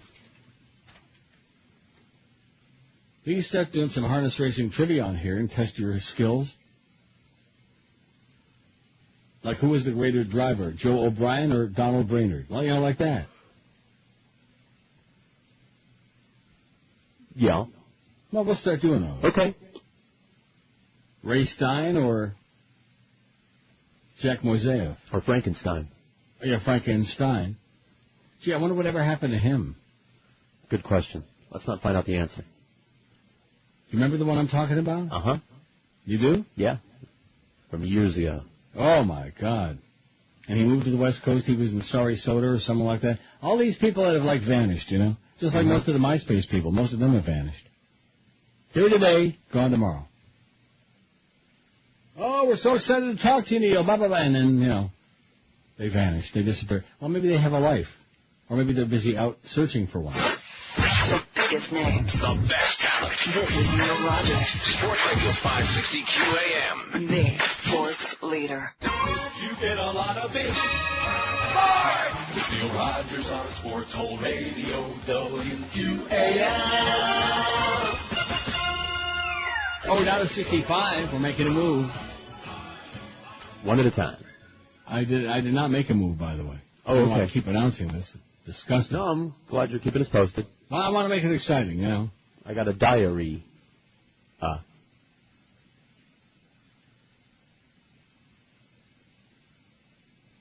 Yeah. About that issue. A second girl call. Let me try it again. A second call girl has provided federal investigators with details of Elliot Spitzer's fondness for high-priced hookers, law enforcement sources told the New York Post. The lady of the night, who was intimately acquainted with the disgraced governor's pay-for-play sessions, backs up details given to the feds by Ashley Alexander Dupre, 22, a bombshell brunette, who allegedly was a favorite Spitzer hooker, the sources said. This one looks kind of Mia's to me. I don't know. I mean, she's young. Yeah. But, I don't know. I give her about a 6. It's unclear whether the second one was associated with the Emperor's VIP club, the brothel that dispatched Dupre to entertain Spitzer in Washington, D.C. To entertain. Isn't that an interesting choice of words? Yeah, that's what they call it, I guess. The owner and 3 employees of Emperor's Club were indicted a week before the word of Spitzer's involvement broke. Spitzer identified in the Emperor's Club criminal complaint as Client 9, who was caught February 13th on federal wiretap, arranging for Dupree, whom he knew as Christian, to be delivered to his room at the Mayflower Hotel. Like having flowers delivered, you know. Sure. Like having pizza Chinese delivered. Chinese-man. In the complaint, Kirsten insisted she didn't find the ex-governor very difficult, even though her madam warned that he might want unsafe sex. Law enforcement sources say Spitzer didn't like to wear a condom. He didn't like those rubber raincoats. Yeah, who does? The second hooker informant also told investigators Spitzer was fond of using sex toys to enhance his own pleasure. One can only imagine where he was sticking them. Rectum. The full portrait of Mr. Spitzer's sexual interest is yet to be told, one source said, as if. Why is that our business? Why do we care? I don't care. The full story of his thing. I don't really care about his thing. 65 left on the Giovanni certificates. We're pretty embarrassed about it. Yep. Frustrated, despondent, suicidal. I'm talking about Chris. Always. Now, maybe you didn't look that bad in that picture. Maybe I should look at it again. I was shocked. You were probably right the first time. Huh? I need to shave. You look bad. Mm-hmm. Look grubby. Yeah, well, you need to shave? Yeah. Didn't feel like doing it yesterday. What do you mean by that? Even as sick as I am, don't you think I shaved this morning? Of course. Probably. I don't shave every day. Why not? Lazy. See. Slob. Lazy slob. Goes together. Okay, let's see this picture. Where is it? I'll take a better picture of him. I mean, you know, get right up close. That's personal. okay. Snap a picture of his puss. Oh, my God. You look like a mugwump in that picture. You look like you just came out of Pahokee. Out of the Pokey? Or Okeechobee. The Pokey and Pahokee? Out of the fields? My God. And you got like a real sour look on your puss, too. Well, she's very attractive, well, whatever her name is. Yes, she is. Nikki. And he's like a guy, you know. Will. Uh-oh. Remember I told you I'm going to make it exciting? No, okay. Well, it's the 1 o'clock hour. I got to take those breaks early anyway. It subsided. Well, all right. You know. There was a rumble in the jungle. Yeah. Scary one, too. And look at all those pictures of naked chicks in that studio. Well, that's his studio. Right. They're not naked. No, they're not naked. They have clothes on. George has ones, but they're just bigger pictures. Like what happened to all the stuff I had up on the wall? It's all gone. I set fire to it. It was already flaming, so we just put it outside and it burst into flames. All those cutouts of Enrique, all those stand-ups, all those posters. Who was the life-size one? What was it of? Enrique Iglesias. Is that what it was? Yeah. And we had a Luis Miguel in here, I remember there was like a mask or something over the head. Took it all down to the parking lot, piled it up in the middle, and it just caught fire all by itself.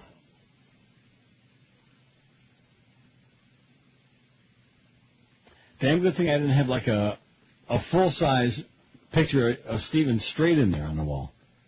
Yeah, well, we would have shipped that up to you, you know, something that important. Like a blow-up doll, something like that. A blow-up doll? Have you seen that movie yet, Covenant? No. I told you I would send it to you, but you keep resisting. It's been on cable, and I've been resisting watching it very easily, too. Why is that? Because lift from here. There's a couple of hot chicks in there. Yeah, but they don't show nothing. No, that's true. The guys do, though. Guys are running around almost naked most of the movie. That's what it's all about. For people that want to see hot, young guys running around in bathing suits almost naked during most of the movie. And doing all these weird things with their eyes. They have these supernatural powers, and the eyes have it, baby. Yeah. Pretty great movie, I would say. I would say best movie of all time. All right. I mean, puts that freaking Godfather in the toilet. You know what I mean? Oh, yeah. And one thing about the Godfather, ain't nobody hot in that. That aside, yeah. Let me say that I swear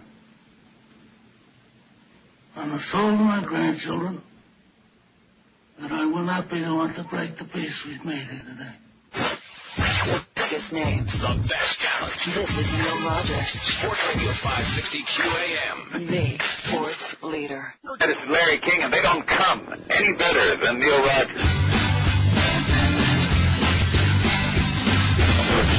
Obama tried to put me down, talking about my nomination. But now he knows I'll stick around, talking about my nomination. Won't give up my super delegate, talking about my nomination. And if he thinks I will, he must be not, talking about my nomination. This is my nomination. This is my nomination, baby. Rock wants me to fade away, talking about my nomination. What else do you think his pastor will say? Talking about my nomination. I'm not trying to cause a big altercation. Talking about my nomination. But I'll fight to the death for mine and the nomination. This is my nomination. This is my nomination, baby. Hey, nomination rhymes with litigation. Oh, yeah. You should live so long, honey. 144, 560 WQAM. End is in sight. Oh, happy day. Wow. I don't know, the first hour, I think, it was okay. And I started having coughing fits, because sitting in the chair erect, Excuse me? Well, your head is straight up as opposed to like lying down. Although all that nasal drip starts dripping into your throat, and then you start hacking and coughing. You're more comfortable lying down when you got stuff like that down? I think I would be now. Okay. You know? No, maybe now, but when I got a big head full of phlegm, I hate laying down. Say it again? When I have a head full of phlegm, I hate laying down. I don't have any phlegm. Or whatever it is. It's just post-nasal drip without dripping. That's when it runs down my nose. If I lay back, if I put my head back, that's when it all goes pouring back in there. No good thing. How are you doing on the pool there with the farts, all that fart stuff? 366. What makes you fart the worst? Baked beans, 77, eggs, 48. And that's what I almost voted in that order. I mean, I voted baked beans and I almost voted eggs. I'm going to start coughing again in a second. You'll be pleased to know I went and did a little number. And not a big number. Just a half on one. Okay. Huh? Like a number 1, half, 0.5? On a Richter scale. Well, I felt compelled, the Spirit of Christ compelled me because there was a little rumbling moment in here during the last segment. And I thought, that's all I need. Well, you would know, if all of a sudden I got up real quick, and they go flying out of here. Right, the footsteps. Not that far. And the good news is the guest tea room is right across the hall. I don't like that one because the chain keeps falling off of the what do you call that? The stopper. The stopper? Sure, let's call it that. The plopper. Right. Well, that's what keeps saying. Not all the time, but once in a while. I've already used that. Cinch it up a little bit. It's got too much slack. That's what's going on. How it is? I've cut it some slack. Hundreds of environmental protection agency scientists say they've been pressured by superiors to skew their findings. According to a survey released yesterday by an advocacy group. By the way, it was 20 yesterday here. It's going to be 20 again today, 68. And sunny and 20. I love it. The Union of Concerned Scientists said more than half the nearly 1,600 EPA staff scientists who responded online to a detailed questionnaire reported they had experienced incidents of political interference in their work. EPA spokesman Jonathan Schrader attempted some of the discontent attributed to the passion scientists had toward their work. He said EPA Administrator Stephen Johnson, as a longtime career scientist at the EPA himself, weighs heavily the science given him by the staff in making policy decisions. But Francesca Gruffo, director of the Union of Concerned Scientists Scientific Integrity Program, said the survey results revealed an agency in crisis and under siege from political pressures, especially among scientists involved in risk assessment and crafting regulations. And it goes on and on and on. I can't do it, though. You know what I mean? I've got to cut that reading way down. All right. You go tomorrow. Sing a little bit. Tomorrow I'll read this whole pile. I got a pile here halfway to the ceiling. All right. I'll read the whole pile. And then, like, after about the first 2 months, I'll start coughing and hacking and... It's kind of frustrating. Once in a while, you'll catch somebody on live TV doing that. You have a coughing fit. Right. I love it. Can't stop. I love that. Happens to everybody. I mean, it's sadism. And of all people, I shouldn't enjoy seeing that because I do this for a living, too. I should have a little more rachmanis, you know what I mean? I should empathize for them. But I don't. And he was I empathize for Larry when his mouth was off last night. It was rolling around in his bag or something. He's a bastard. Poor Larry. Well, here's our panel, and we got another panel, and when we come back, we got more people on the panel. This is the idea of talking head shows. By the time they get done introducing all the talking heads on the panel, the segment is over already. I mean, how many people do you have to have on there to discuss the same damn near one or two things? How many talking heads do you have to have before it's enough? I just don't get it. I hate that. Why can't they have like one or two, like right now? If it's Clinton in a bottle, why can't they have one from each camp? And that's enough, right? Right. But they don't do that. Once in a while they do that. Most of the time they go, well, we got somebody over here, somebody over there, somebody in Kansas City. It's just madness is what it is. A lot more people getting paid, cost more money. Mm-hmm. Well, it's kind of like when they had all those sports writers on those sports shows. Mm-hmm. You might want to tell Joey, you might start taking some notes. Between now and next Wednesday, I'm going to give you some notes to take on your yellow pad. And since this company now is so concerned about spending too much money, and they're so cost-conscious, how come they were peeing it all down the drain on people who aren't on the payroll number 1, should never been on the payroll number 2, and who hurt our ratings number 3, who are a turnout? You write that down? That's right. You know the reason. Sports? That's right. If you're talking about the bump. WQAM, where sports isn't just a game, it's a sickness. That would be a good logo, wouldn't it? Sure. For our next billboard campaign. We were 100% much as we do. Sports!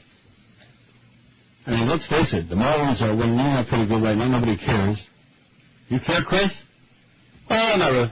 No. It's Panthers nice. had another non-playoff season. Nobody cared anyway. The Heat had a disaster of a season, and the Dolphins just, they just drafted a little ugly guy. And that's it. That's what's going on with sports. What about the Hurricanes, Chris? What about the Hurricanes? What about them? Baseball team's number one. I can tell you one thing about it. Hurricane fucking blow! I'll tell you that. Baseball team's number one. Yeah, I see they had that little fracas there at the end of that FSU game. Yeah, apparently. I read about that. FSU got mad because they were Somebody said celebrating. your mama or something like that. On crack rock? What? Your mama's on crack rock? No, I'm going to look at that picture here again. I don't know if... I forgot. That's not something from your school days, so... I don't know what you're talking about. They didn't have crack rock in his day. Yeah, exactly. I forgot. They had cracks. They did. They had cracks and rocks. What are you talking about? It was different. People used to kid around when I was in school. They'd be like, your mama's on crack rock, and I was supposed to be like, an insult. But for you, they were just learning fire, so they didn't have crack rock yet. Right. They cracked rocks, but it was a different thing. Yeah, I forgot, yeah. God, are you ugly. Tell me something I don't know. Yeah, actually, that was a terrible thing to say to somebody. Well, I've seen his pictures before, and he looked, like a doofus. That's the Chris's problem. That picture there, well, what's the biggest of his problems? That he hasn't got any money? Well, that too. He's fat, and he's going to die any minute now, like the Beast. Well, not that bad. Oh, no, let's not start doing a Joe Rose number on Chris, okay? Like Joe does on the Beast. I mean, God. Obsessive. Just insanity. Beast is in here, by the way. And how's it look? Fat. I mean, really frighteningly fat? He only ever has. I mean, fatter than I would recognize? No. So what was his son? Roly-poly. Right. Kind of roly-poly type of crap. It's all right. This name. This is Neil Rogers. Sports Radio 560 QAM. Unique sports leader.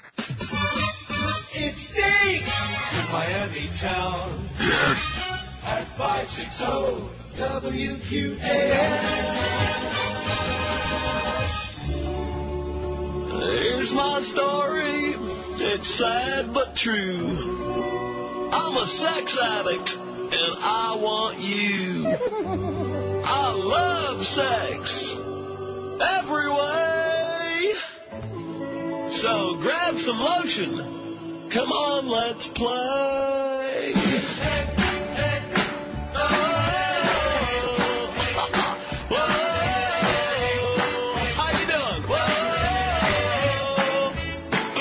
Who's your daddy? Oh.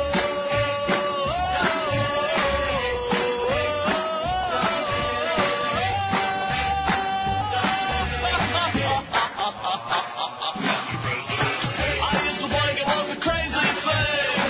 My mind was always on my ding-a-ling. But there's no anti-viral pill. So I'm president running around Bill. I love to get it while I'm hard at work. Grab my zipper, give it a little jerk. I don't get it from no one pill. That's why they call me president run around Bill. There's nothing sexually I won't do. Come along and bring a friend or two. Have a seat up on the windowsill. Here comes Mr. Sexy, run around Bill. I can't seem to get enough. I can do your channel and play right. Don't get yourself into a huff. 'Cause I do all the kinky stuff. I'm a hoping and a praying that you please say yes. I'm a sexaholic, I confess. You've not had it. What was that?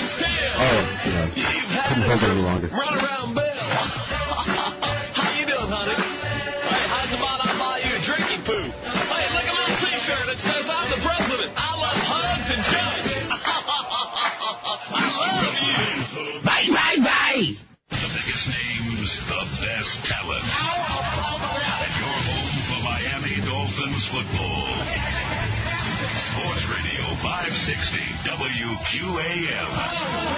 Miami, Fort Lauderdale. Goddamn